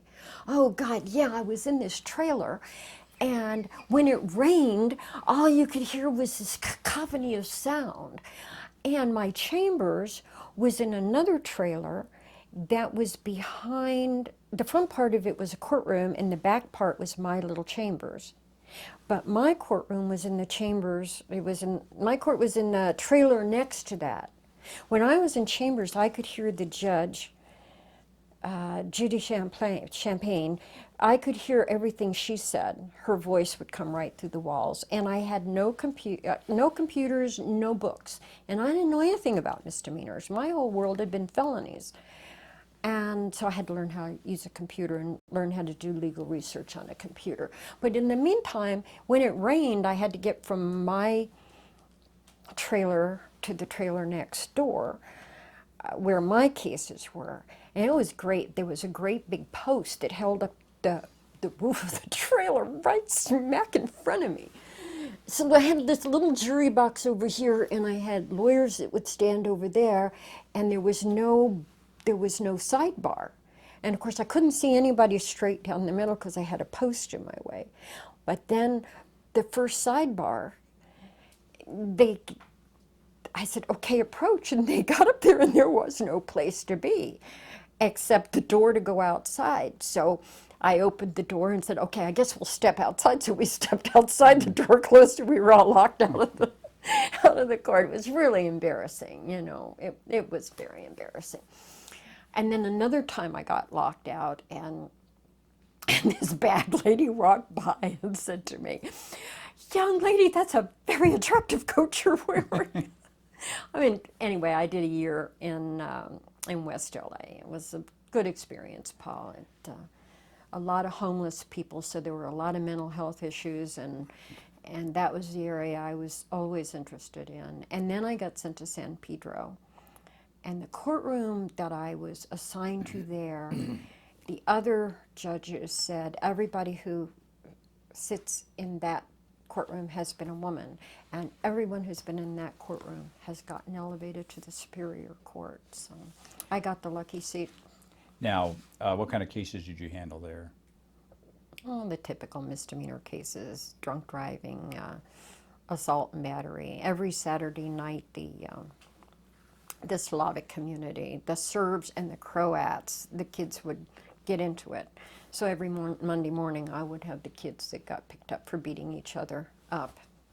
And that's in the days before the Serb-Croatian War. I guess they had their own in San Pedro. Now, at some point, did you apply to be elevated? Yeah.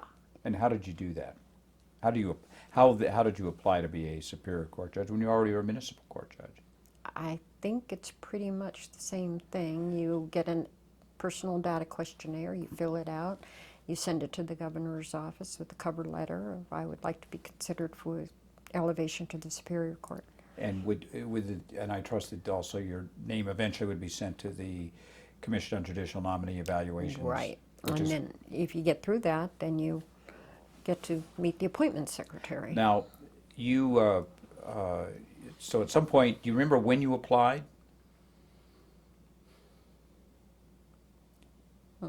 I was a Muni Court judge for 2 years, so somewhere in there, probably 91? Probably when I got locked out of the trailer. Now, so when you were appointed, so you applied, were you interviewed before you were appointed by the appointment secretary? Yeah, this time I got to go to Sacramento. I was interviewed by Chuck Tukmajian. Chuck who? Chuck Puchigian. And the first question he said is, did Terry Flanagan make you become a Republican? And I said, you're damn right he did. You know how long you all talked? We talked we probably talked a couple of hours. And maybe not that long. And let me ask you this, when you got appointed by Governor Tukmajian, how did you find out you'd been appointed? The appointment secretary called you? Yeah, Terry called me the first time, and he had called me once before, in between my appointment he was calling to ask me about somebody else. And when I heard his voice on the phone, it was like, oh! And then he was talking to me about somebody else, and it was like, Terry, don't you ever call me again, you know? I practically had a heart attack hearing your voice on the other end of the phone. And I said, unless you're getting me an appointment. Okay, so the next time was that Chuck? Yeah, I never spoke to a governor. I knew Governor Tukmajian because I was in his office, but I was also very shy, believe it or not, so I had never even gone up to him and shaken his hand at any of the little company parties. I never met Pete Wilson, so I never met the governors. I think Chuck called. Tell us about where you served as a Superior Court judge. I went back to Compton. Spent my whole time in Compton. How about night court? No, I did night court as a commissioner. Okay. And so you're assigned to Compton. Tell us what your assignments are in Compton. Same thing, felony trials, murder, rape, robbery, and guys who drop little rocks of cocaine, special circumstances cases, death penalty. Now, you became the supervising judge there, is that correct? Nobody else wanted it. So What does a supervising judge in Los Angeles Superior Court do? well, in Compton, you ran the master calendar. You did all the law in motion. You did civil cases. If you didn't have any open, you did the civil cases. When anybody got sick, you ran up to their courtroom and you handled their calendar for them.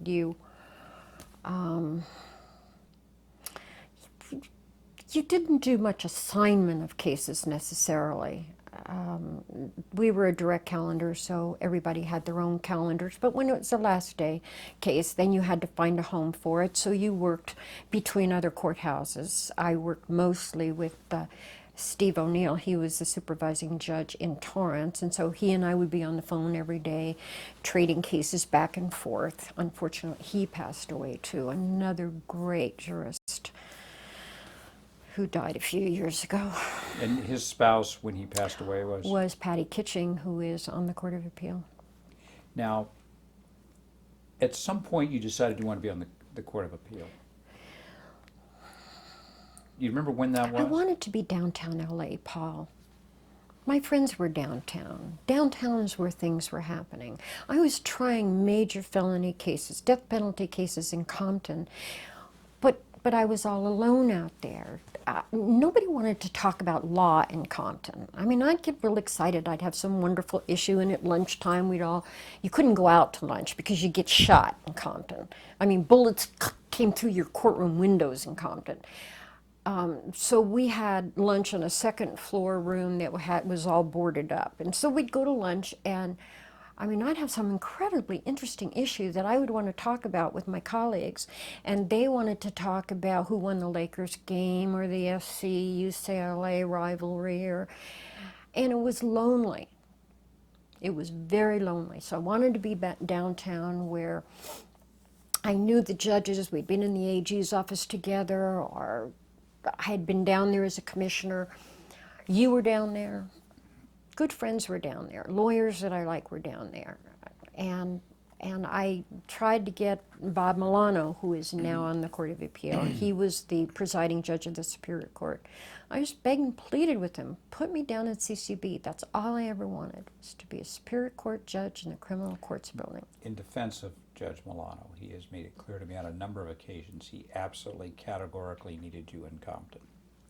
Yeah, that's what he said. Well, I guess if they could get he nobody. swears it's true. Yeah, right. Okay. And so since I couldn't get downtown to CCB, I decided that, well, I'll apply for the Court of Appeal because that's downtown. And I also had been assigned to your Court of Appeal, and did a case for you there. Who's Joe Hunt? Joe Hunt was the defendant in the Billionaire Boys Club case, which is the appeal that I did for you. And tell us about you sat by assignment, is that correct? Yeah. And did you sit on any other cases by assignment? I don't think so. I think I was up there just for that one case. And I can't recall anything else. Just give us your assessment of the Joe Hunt case, or the case, or whether it be the facts, or whether it be the legal issues, or whatever. God! First, there were 1,800 pages of briefs. I think that's why you disqualified yourself, Paul Turner. You're no fool. There were so many transcripts that I had to put them on the floor of the chambers. I had to lay them out on the floor so I could get to the transcripts. I mean, you can imagine if there's 1,800 pages of briefs in the appeal and the writ, how many pages of transcripts and clerk's transcripts there were. I think there were over 30,000 pages. And I was writing this thing, so I had to read all of that stuff. So that was the first thing. The second thing is Joe Hunt, the body, the man he killed, Mr. Levin, his body had never been found. So it was a totally circumstantial no-body case that came up on appeal. Third, the judge, Lawrence Rittenband, who is now deceased, had to have been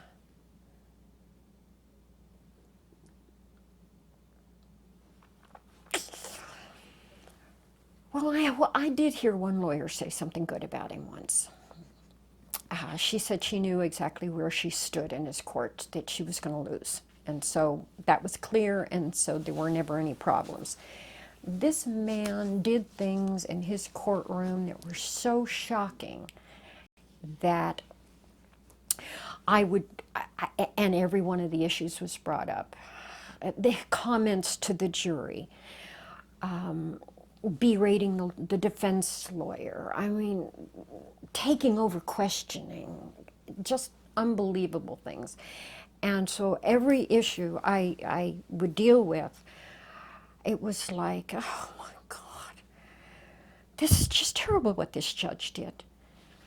But the bottom line is that the evidence of his guilt was so strong that did the judge's behavior outweigh the facts of the case and the strength of the evidence against Joe Hunt. But I could have turned it on its head at any one of the issues, and I think there had to have been 30 issues or something in the case, each one having to do with the judge's conduct. And so what I would do is I would write up an issue and I would take it to the other two justices. And I would Who say, were the other two justices? Orville Armstrong, Jack Armstrong, and Ramona Godoy Perez, who passed away a few years ago. So I would take it to them and I would say, okay, read this one. And if you want me to switch it, I flip it, and this case gets reversed. And they would come back and they would say, no, it's fine, Liz, it's fine, Liz. And at that time, I didn't realize that the overwhelming caseload that you all were dealing with is they really didn't have time to pay attention to really what was going on. But then there was one after another after another. And it was very, very difficult, except that Joe Hunt was very, very guilty and had killed this man. And so, but I honestly, Paul, I could have reversed it and he would have gotten a new trial in which he would have represented himself, because he had two other murders that he represented himself after he was convicted of this one and was acquitted. He was a far better lawyer than most lawyers. He was a very, very smart young man. He was involved in commodities trading and was scamming people, and that's how he ended up killing this one particular man. But so I waited for oral argument because that was going to be the key, and I really expected to have the appellate lawyer come in and talk about justice, to talk about what fairness is, and what are we all doing in a system in which a judge can behave like that.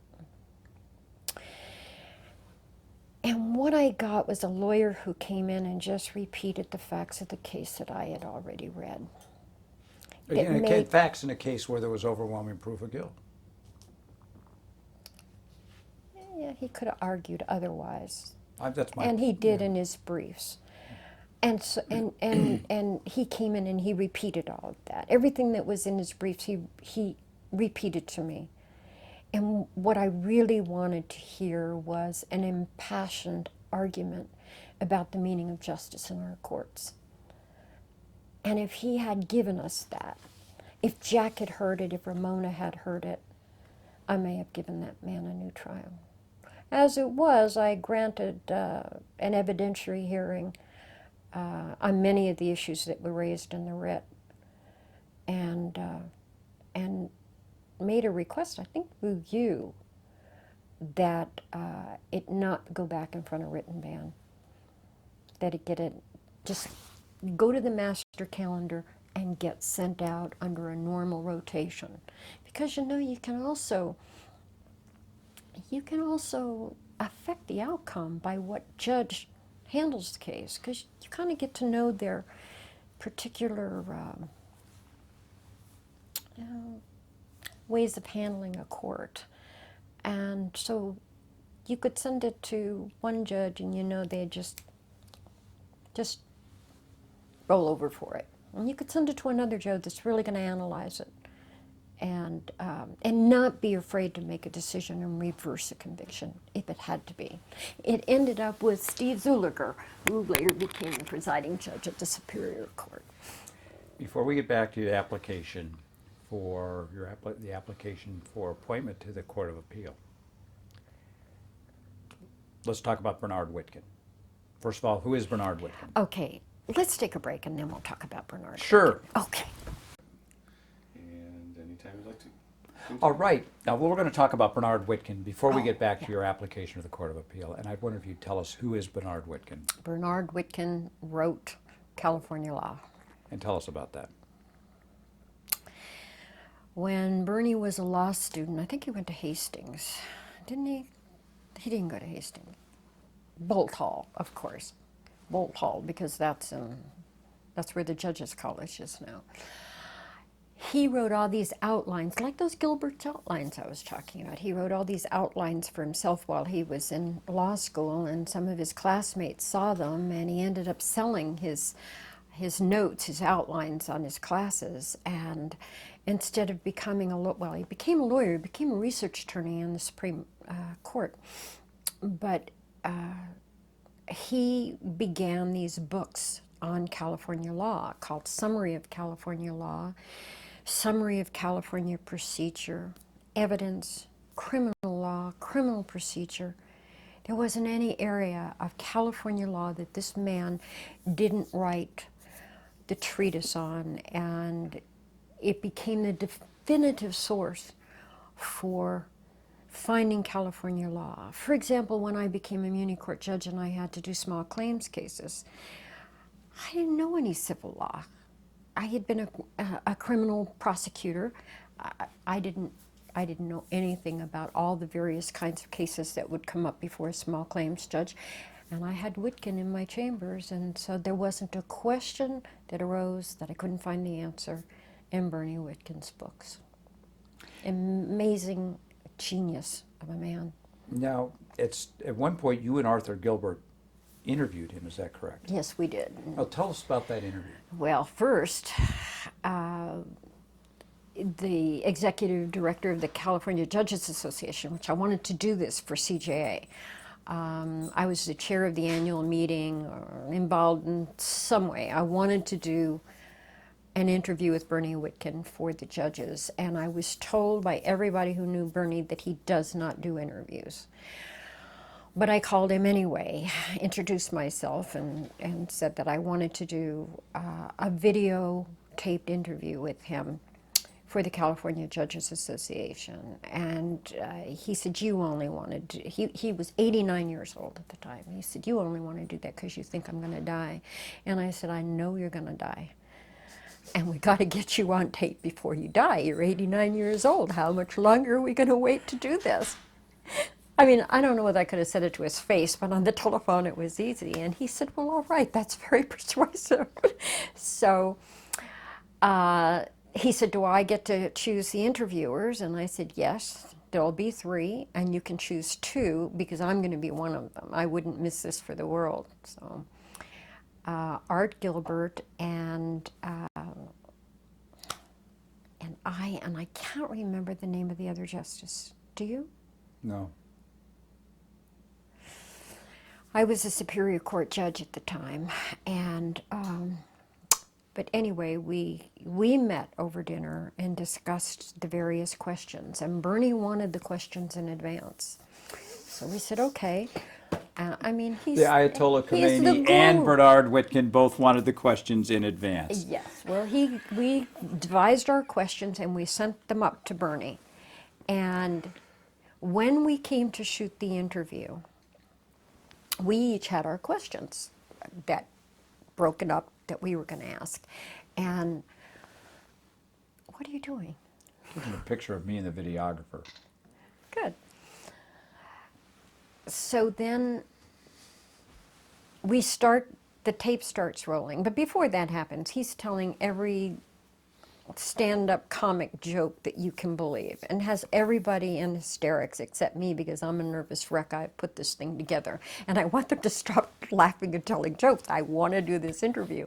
So we start off, and I'm the first one who asks a question, and I ask my first question, and he says to me, "That's not the first question, young lady. The first question..." Did he call you young lady? Of course.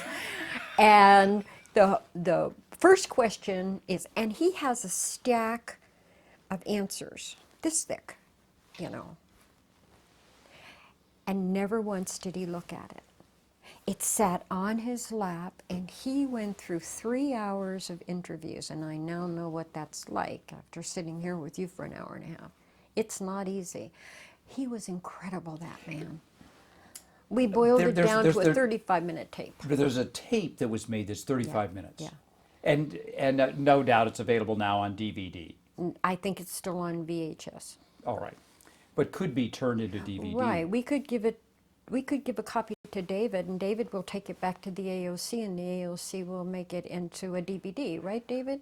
He's nodding his head yes. But the problem is that there was the 35-minute tape is not the interview. There is another interview, which is the things that ended up, as they say in show business, on the cutting room floor. Yeah, and I did the editing. There was a box, a carton filled with tapes, about 3 hours worth of tapes of Bernie.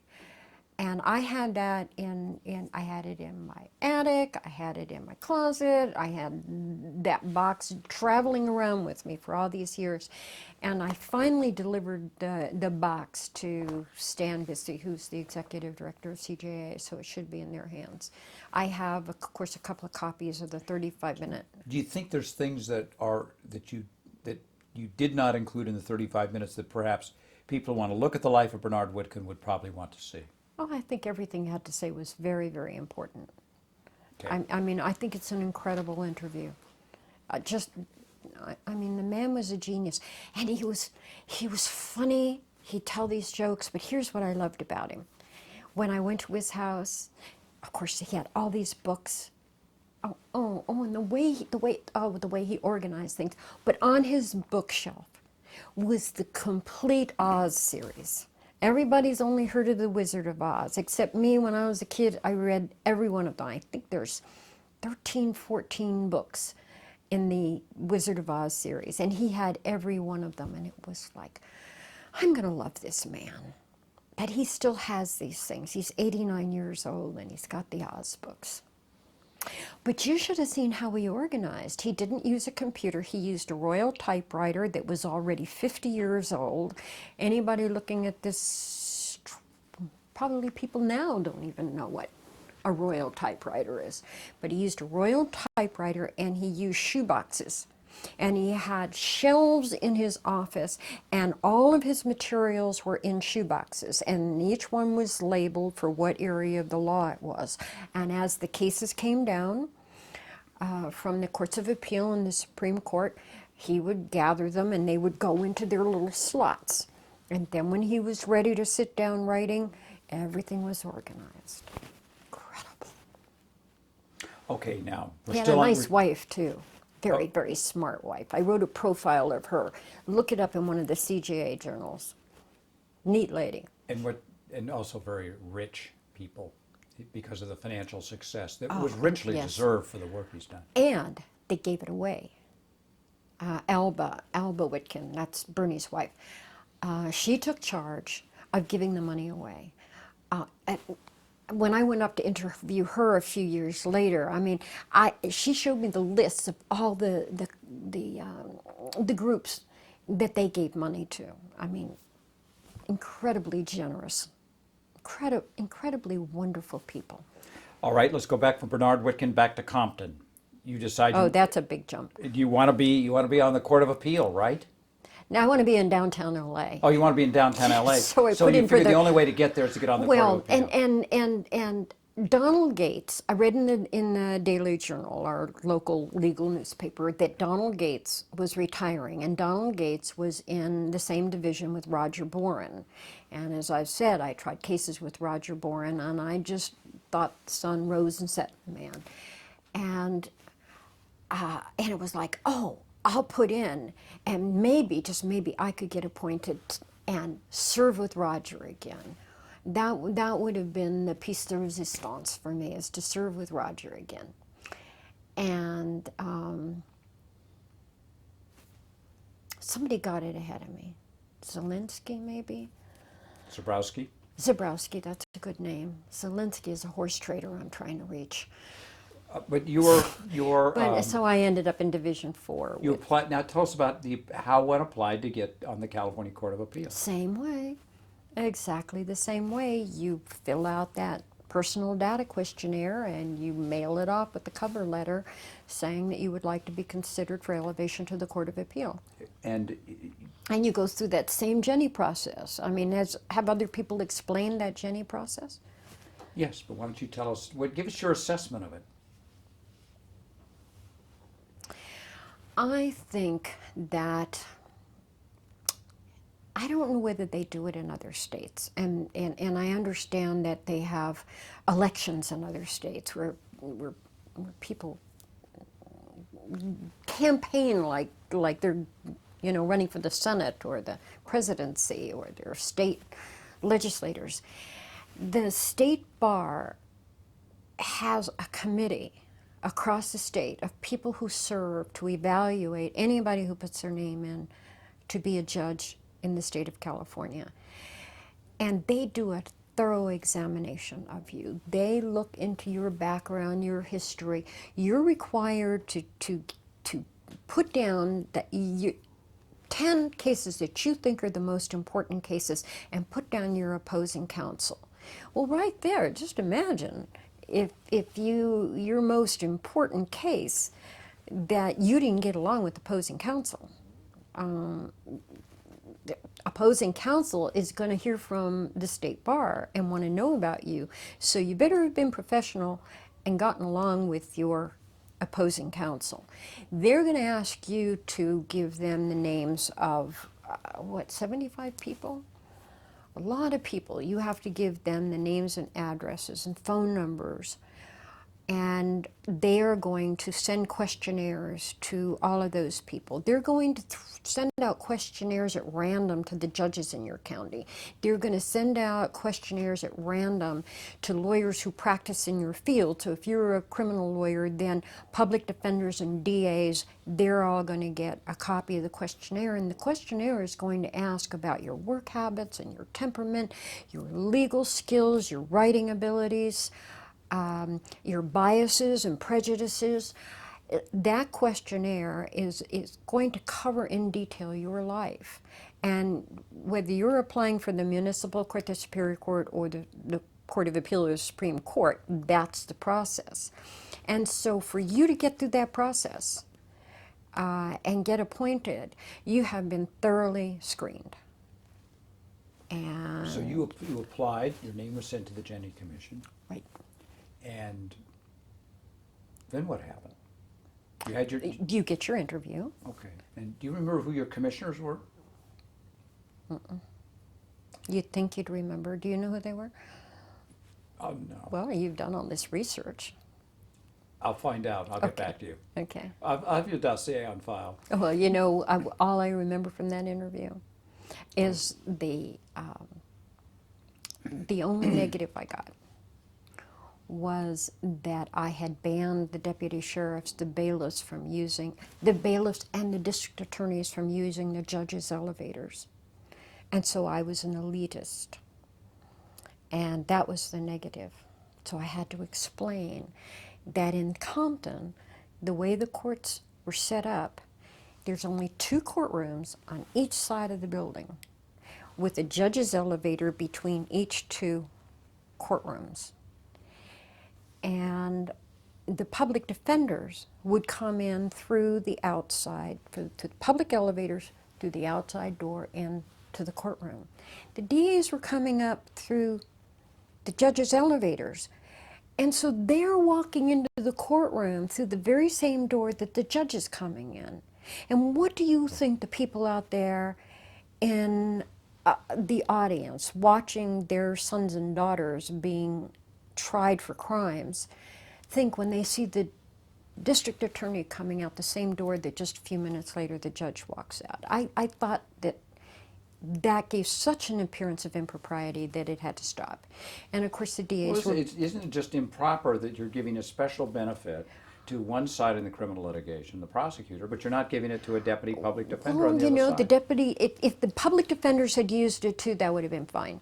But they didn't. And why they didn't, I don't know. This had been going on for a long time before I came to Compton. And the bailiffs were using the judges' elevators, which was fine, but we're in a courthouse where people are afraid to come and do their jury duty. Lawyers from downtown are afraid to come out to Compton because it's such a violent place. I mean, I drove into the parking lot one morning and there was a dead body laying there and there was blood everywhere. The guy had been shot to death in our own parking lot. I had bullet holes through my jury room and I was on the 10th floor. High-powered rifle shots that went through my jury room. People were afraid. People got beat up on our elevators, and our bailiffs are using the judges' elevators. I thought they belonged out on the public elevators as added protection to everybody using those elevators. So I didn't think they ought to be alone out there. So that's how I explained it to the Court of Appeal, and I think to the Jenny, and I think they bought it because I made it to the Court of Appeal. I'm going to stop you here and change tape. No. So much for elitism. So you completed your interview, and then what happened? Then I sat and waited. How long did you wait? Do you remember? Nope. I don't. Okay, so you're waiting, and then what happens? I must have gotten a call. It's a new appointment secretary, John Davies. So I got called up for an interview with him. And he was coming up from San Diego and I was coming from LA, and we had a terrible thunderstorm. And so both of our planes were delayed, and I think my appointment was for 10, and I got there at noon, and of course I'm hysterical that, you know, I'm so delayed, and I didn't have a cell phone to be calling ahead, and you're sitting out on the tarmac forever not knowing when you're going to get off in this little bucket that you're flying to Sacramento in. But he arrived late too, so that turned out okay. But when he flew in, he said, "Oh, it's so late, I'm starving. You want to have lunch?" Oh, do I want to have lunch? With the governor's appointment? Oh, yeah. No, I don't want to go to lunch with him. So we went to lunch, and of course I couldn't eat a thing. I was sure I was going to have spinach salad in my teeth, or, you know, drop bread on my lap or do something. I was so nervous. Oh, and he wanted to know, oh God, he wanted to know if Gary and I, my husband, if we lived together before we got married. That was one of his first questions. Well, the governor lived with his wife before he Well, married her. that's what I said. I said to him, I said, did the governor live with his wife Gail before? I mean, I didn't know the answer, Paul, but in this day and age, I had to assume. And so I said, well, did the governor live with his wife before he got married? And he said, yes. And I said, well, how about you? Did you live with your wife before you got married? And he said, yeah. And I said, okay, then I did too. You know, I think my success was trying to keep a sense of humor in these interviews and not take myself too seriously. I think that's a problem for judges, is we take ourselves too seriously. We do serious work, but we don't have to take ourselves seriously. Did the entire interview, did the interview occur where, in the basement of the No, Capitol? Or? in that nice restaurant near the Capitol where Hyatt? only Republicans are allowed in that one, the Hyatt. The Hyatt. Yeah. Yes, you're a Republican, you know that. No, Well, they've allowed Democrats in there now. Do they? They try to avoid it. Yeah. But now so you had lunch there, and did you ever get over to his office, in the governor's office? Maybe. All right, say Maybe. goodbye. Yeah. I think my car was somewhere close to there. Now, My rental we car. use the term appointment secretary Yeah, here. yeah. Is it fair to say that there was a change in the structure of judicial appointments, that from when Marvin Baxter was the appointment secretary to when, for example, John Davies was the judicial appointment secretary? I don't know. Okay. Okay, so then you go back to Compton And then went back to Compton. and just waiting. Did Just you waiting. feel you had gotten the job? No, it's like I was sure I failed every exam in law school. I was sure I failed the bar. Of course, who in their right mind would appoint me to the Court of Appeal? I mean, that just wasn't in the cards. I really What didn't. did you, is it that you didn't have an undergraduate degree? You thought that would ace you out? You would have been a model or something like that? Yeah, all those things. Pete Wilson obviously didn't see it that way, did he? I never got to ask him about it, but obviously not. Did you ever meet Pete Wilson? I met him many years later. There was a dinner for him, and I was one of the speakers at the dinner, and it happened to be my birthday. And I have a picture of us all together, he and his wife, and Gary and I, and it says, "Happy birthday, Liz." Gary Now- wanted me to frame it. He said, "Why do you have that card up there? Why isn't that in a frame?" And I said, "Because if you open it, it says happy birthday from Pete. You think if I frame it, then I won't be able to see that Pete Wilson wished me a happy birthday." You get to the Court of Appeal. How many years were you on the Court of Appeal? 2. And you had a disability retirement because of a Right. bad back. Right. Do you think you were treated fairly by the Commission on Judicial Performance and by the judicial retirement system? Absolutely. Okay. Absolutely. In fact, I had heard such bad things about the Commission on Judicial Performance. Everybody is scared to death of them, that I hired a lawyer to hand over my papers. And I wasted a lot of money. I mean, I think I paid him $2,000 or $3,000, and that was such a waste. Such a waste. I mean, all I had to do was put them in an envelope, just like I put my PDQ into the governor's office, put my documents into an envelope and mail it to the CJP, and it would have been the same outcome. Regret having to have to leave? Oh, I grieved, Paul. I couldn't have grieved more than if a dearest friend had died. Now, we began all of this by asking you what you're doing now. And one thing is, apparently you go to prison. I go to prison. Tell us what Two or three times a month I go to prison. Now, you've been doing that for a long time. I've been doing it for 10 years now. Tell us what kind of hearings you conduct at prison. Mental health hearings. Surprise, surprise. Inmates in prison who suffer from mental illnesses, who as a result become a danger to themselves or a danger to others, or gravely disabled. They're so mentally ill that they can't even use the food, shelter, and clothing, which we taxpayers happily provide to them while they're incarcerated.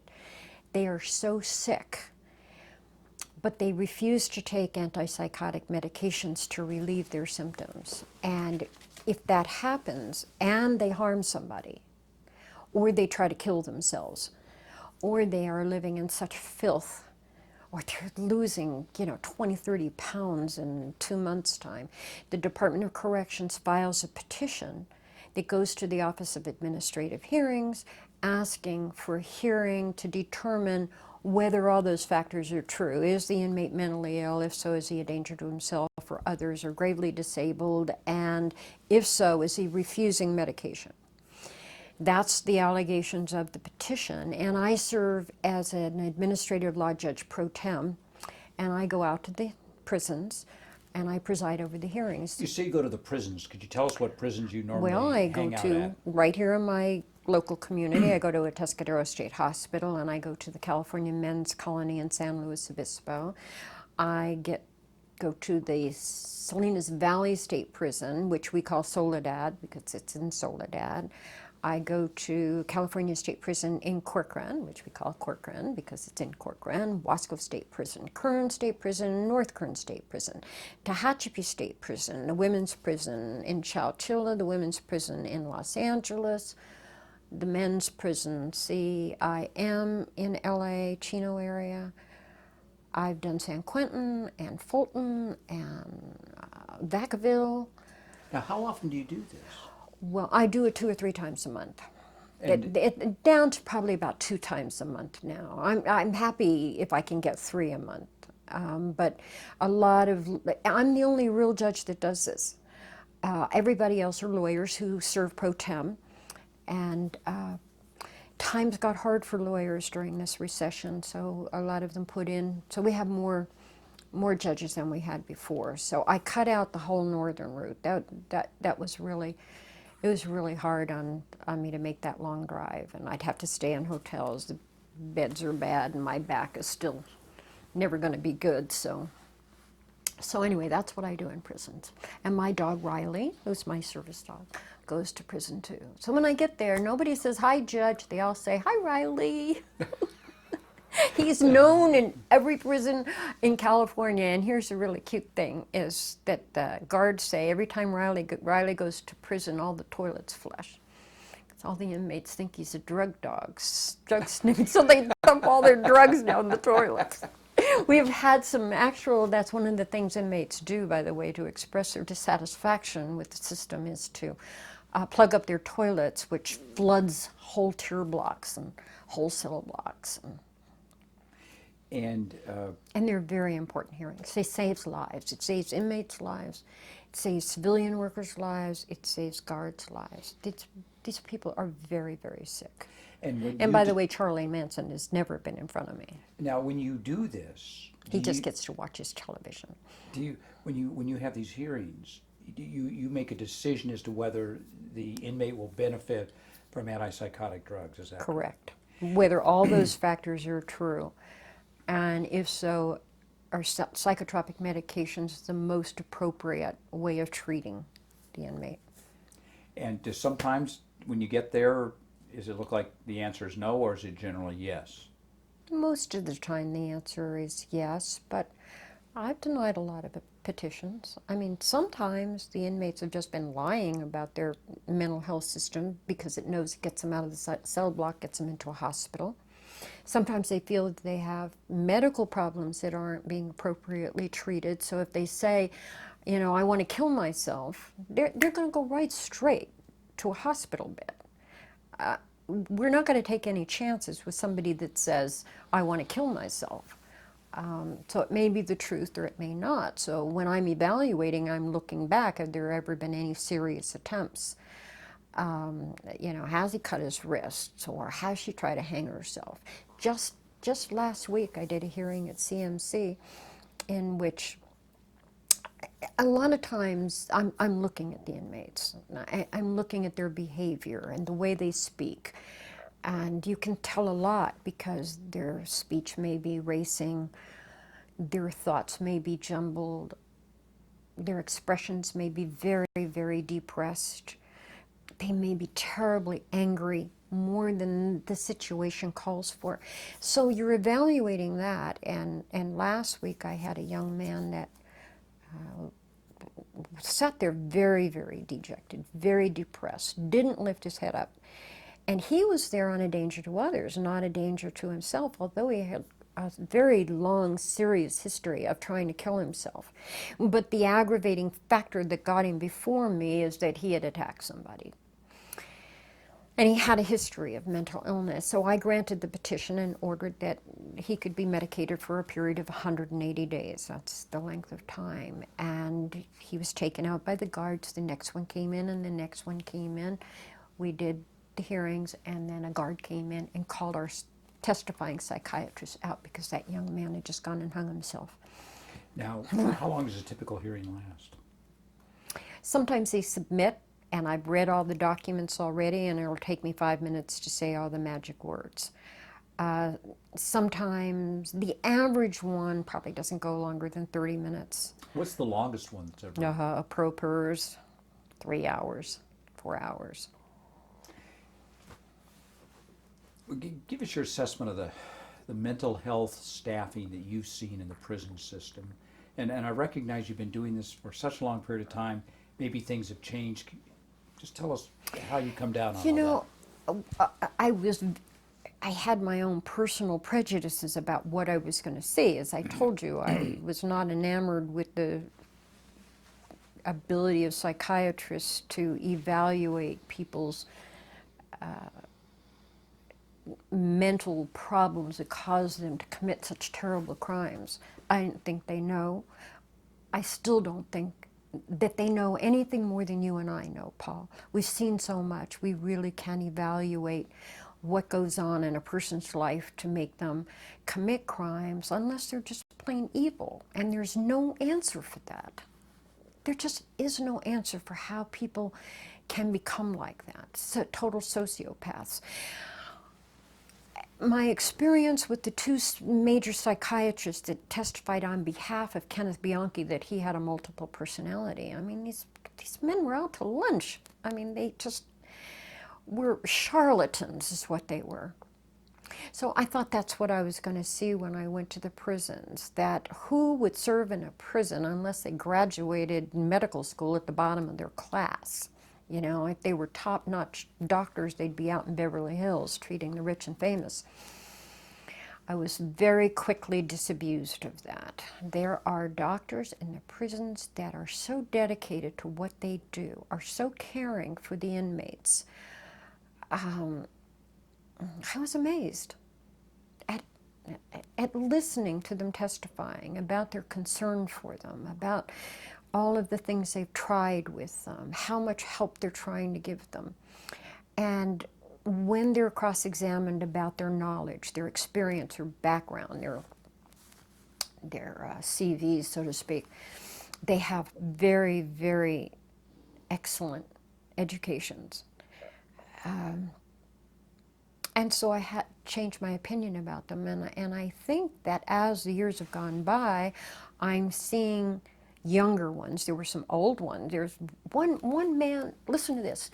This doctor had been a lawyer for 40 years.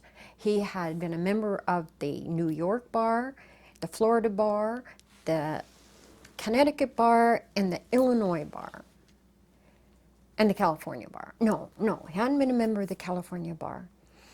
And he retired after 40 years as a lawyer,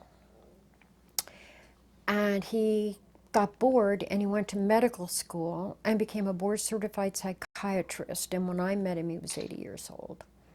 And an absolutely sharp, incredibly caring doctor. Now I see a lot of young ones.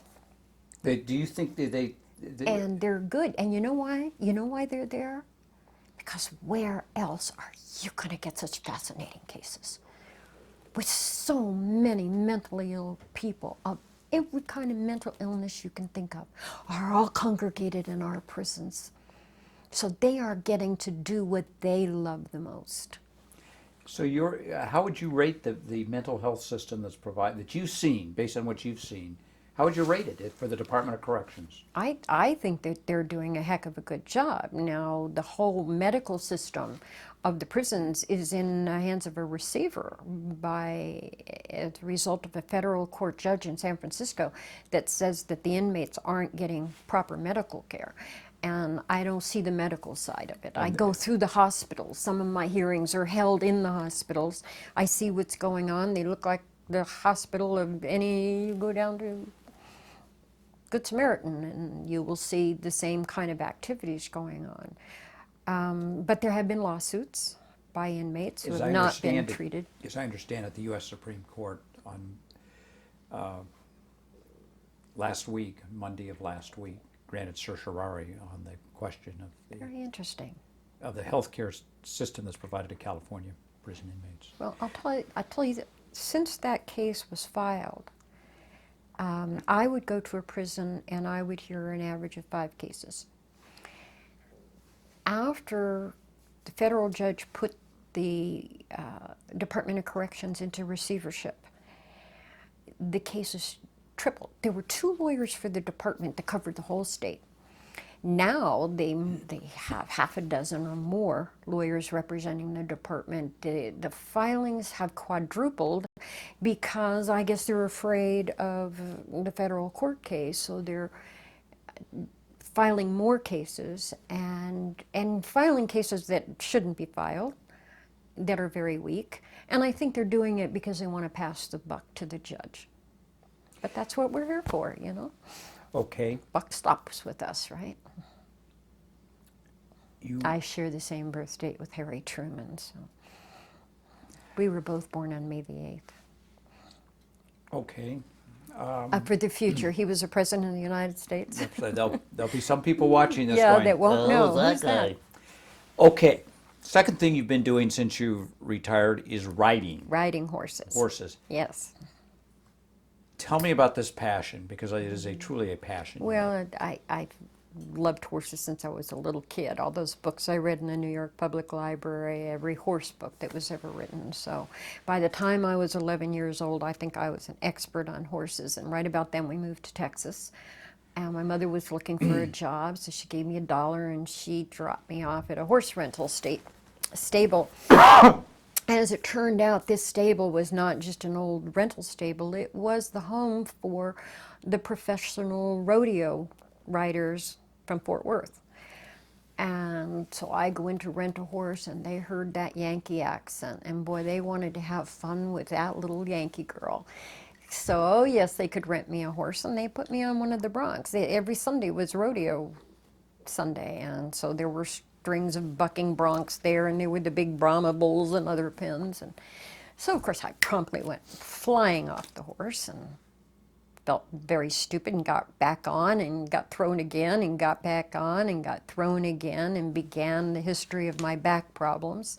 But then they decided that I was okay. Then they began to feel a little ashamed of themselves. Remember, these are 19, 20-year-old boys that are rodeo cowboys, and I'm an 11-year-old kid. And so I began my first job there. I started working for them, grooming their horses, exercising them, mucking out stalls, and then I started being the guide and taking other people on trail rides and taking care of the string of horses. And I got my first horse, and I was in love with them ever since. I had to sell my horses when I was in law school because I was studying. And so But then when my back got so bad, I took a couple of falls, and in the surgery, I had 2 surgeries, they didn't go well. And I went to the head of neurosurgery at Cedars-Sinai, and he said there was nothing that could be done. No third surgery was going to fix it. He said I couldn't stay sitting all those hours. And you know how much sitting we do, Paul. I mean, that's all we do is sit and research and write. No. And I said to him, but does that mean I can never ride horses again? And it turns out that he was a horseman. And he said, go get yourself a gaited horse. And a gaited horse is a horse that doesn't bounce you up and down. A gaited horse is a nice, smooth. So I went out and I bought 2 Tennessee walking horses, one for Gary and one for me. First, I got myself exercised a lot that first year, walked up mountains, fell down mountains because my left leg gives out. Got myself a walking stick, got myself strong again, got the horses, and now I have these horses that you could ride and hold a glass of champagne and not on a tray and not spill your champagne. I have done this. Usually it's not on a tray, but we do take along a little wine and snacks with us when we go up into the mountains. And I don't go galloping around the mountains. Those horses just get on them, and they take me to the tops of the mountains, around lakes, on the beach, places that I can't get to. Now the horses now are in the backyard. Yeah, they're in their pasture. We think of it a little bit more than just a backyard, but yeah, they're right out back, and it is feeding time. So you're going to get to go feed with me when we're done here. God help me. Now, yeah, the I heard last you're afraid thing- of horses, aren't you, Paul? No, I'm Mr. Courage. You weren't supposed to go home till 2 o'clock tomorrow, and I was going to get you on a horse and take you down the Salinas River, but No, now I you're would not. telling me you're leaving on a 6 o'clock train? No, it's a 6:30 train. Oh, yeah, Now the last thing you're doing is writing. Writing. Okay. Now you have the book right here. Why don't you I do. Can you hold this book up? So Okay, this is what's the name of the book? This is one of them, but the camera can't see it. But there's a whole batch of them up there. The California Civil Practice Business Litigation volume. So I wrote those for several years, and this book is the California Civil Jury Instruction Companion Handbook. Now nobody else in this state, to my knowledge, writes about jury instructions. Oh, he wants me to hold it up. Oh, no, as I understand, nobody else in California writes about No. jury instructions. Right, no. I mean, there's books that have, these are the instructions. Right. but it- These are the books that have the instructions over here. Oh, you can't see, but there's Badgie, which is what everybody used before we turned our instructions into plain English, and those are the Cassie, California's. Now, how do you go through each of the instructions, or tell us how you write the book? Well, first, I have to find cases that cover interesting issues, and I have to use instructions that were actually given in a court and verdict forms that were actually Now, how do you given. find those? So I start with the Metropolitan News, and every week they have a trials digest. So I look through the trial digest and I see if there's any cases listed in an area that I want. Like I want insurance cases this week. This is the Metropolitan News Enterprise in Los Angeles. This is true. Metnews.com. Yes, Roger and his wife, Joanna Grace, who have done me a great service with that paper. Anyway, I look to find cases in the chapters. Unfortunately, they don't have the names of the cases. They just will have the nature of the case. It'll be insurance, and it'll say what court it was in, and it will say what the verdict was, defense or the amount of money. So I have to try and find that case online.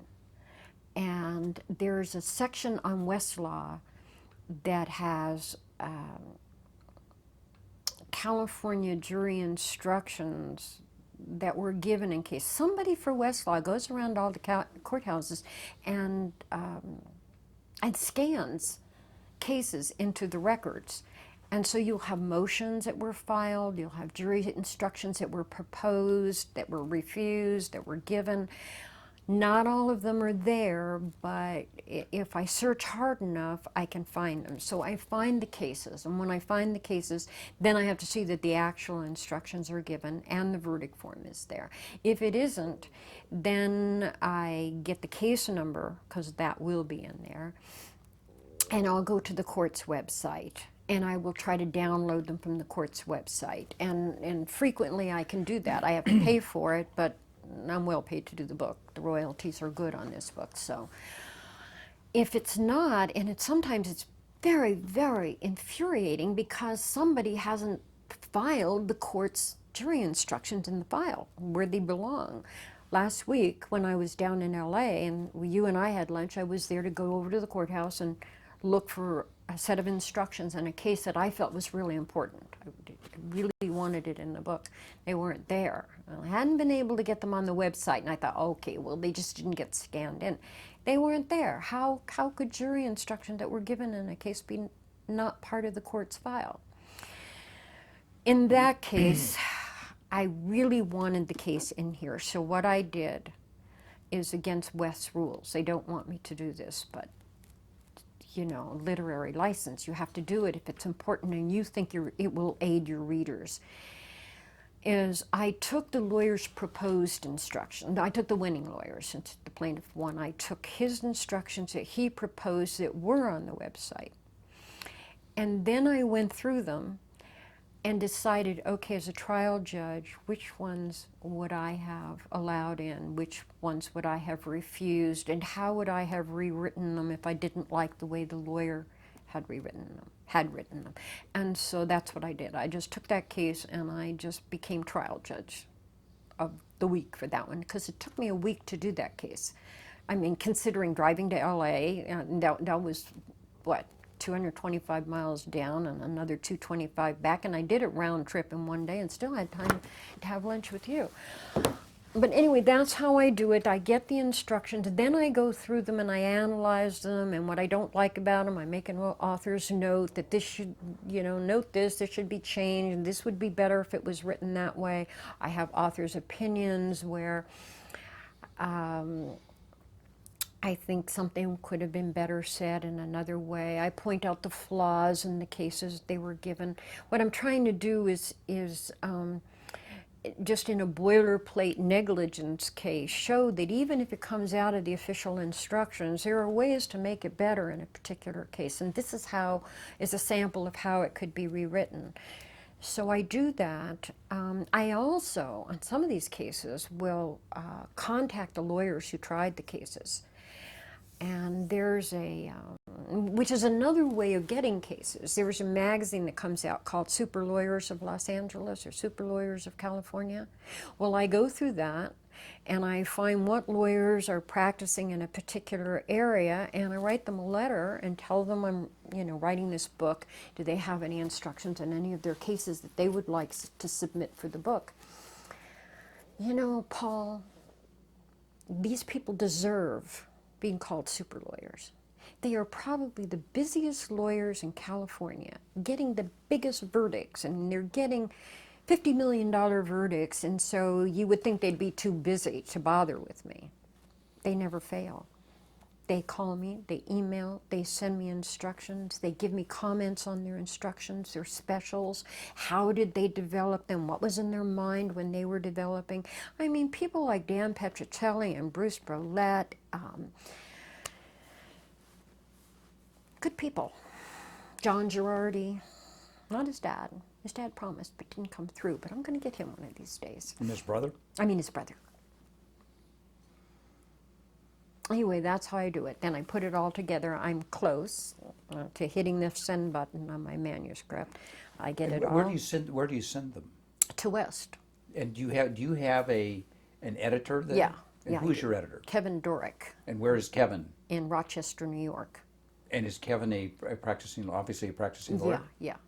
All right. Yeah, And I don't think he's a practicing California lawyer. now, I mean, have you ever, like the two of you met? No, but we're friends by email. Okay, so you regularly communicate with him and you kibitz back and forth. Absolutely. I know what's the best Belgian beer and best Belgian chocolates, and he knows where's the best place to ride horses in California, and I know when it's snowing in Rochester, and he knows when I'm whining about the rain in California, and his new grandchild, and yeah. I think we very rarely talk about the book.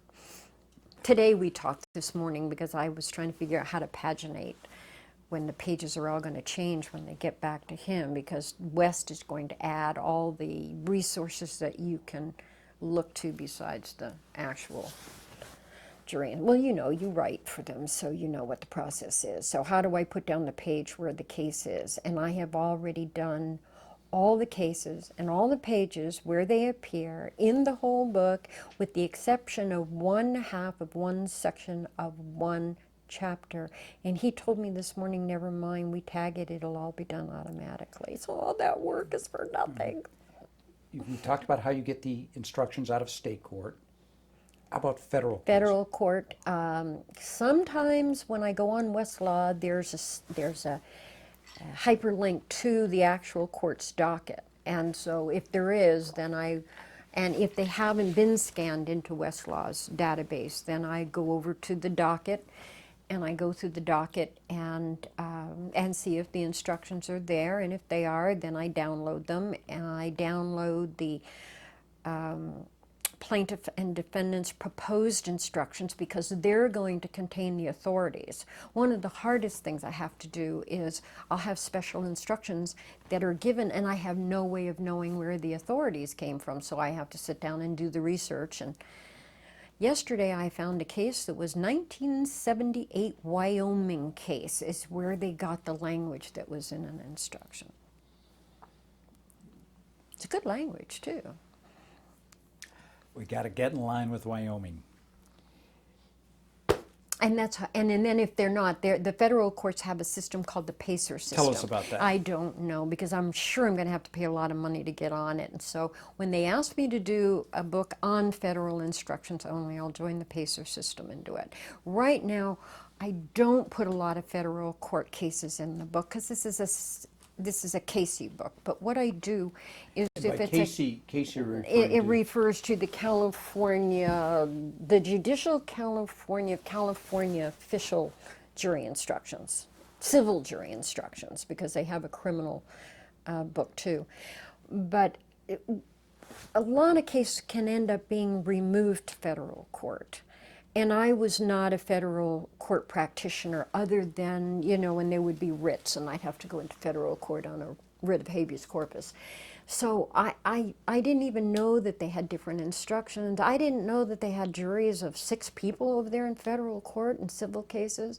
I don't know anything about it. And so I figured if I don't know it, then some other practitioner is going to be in court and all of a sudden find his case removed to federal court, and he or she won't know what to do over there. So I decided, okay, I'll throw in a few that would use Casey instructions over in the federal side. And I think I ought to do a federal book too, but West is thinking about it, because I think if they decide to do it, they're going to have to do it across the circuits.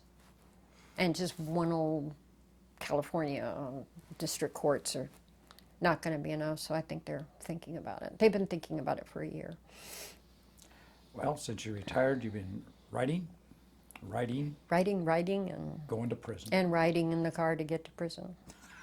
3-hour drives. Sometimes I will walk out of a prison at 9 o'clock at night. All right. Anything else you think we ought to talk about? Well, we're not talking about my love life, so that's good. Well, who is this guy, Gary? Yeah, my husband. Gary I see around Yeah, here. my husband. He's a wonderful man, and he has to put up with all this stuff. Me whining and sniveling in here on the desk, me falling off my horse, and coming home with bruises and scabs, and feeding the horses when I'm away at prison. And he likes them, he likes them. It's not a passion.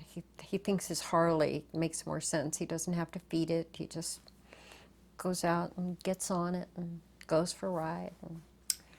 Gary and I have a lot in common. Thanks so very much, Elizabeth. Hey, wait, one more thing though, Paul. Yeah. There was the most important question you didn't ask me. What was that? You didn't ask me if I ever lost a case when I was a deputy attorney general. Well, did you ever lose a case as a deputy? You know what? I won them all, except for one. And you know who that opposing lawyer was? I have no idea. You know what? Isn't that funny? We can remember going to court against each other. We can remember that you won that case. But do you remember the name of the case? No, Or the issues involved? not a... And you didn't ask me anything about all those 375 cases I wrote in my 2 years in the Court of Appeal, to say nothing about the writs. And I'm glad you didn't, because I don't remember any of them. And will they have an impact on the law? I don't think so. One likes to think it. When we're writing them, they're the most important thing we're doing. That one case that we're working on right now. And 12 years later, looking back. So don't work so hard, my friend. And on that note, we can say goodbye. Goodbye. Goodbye.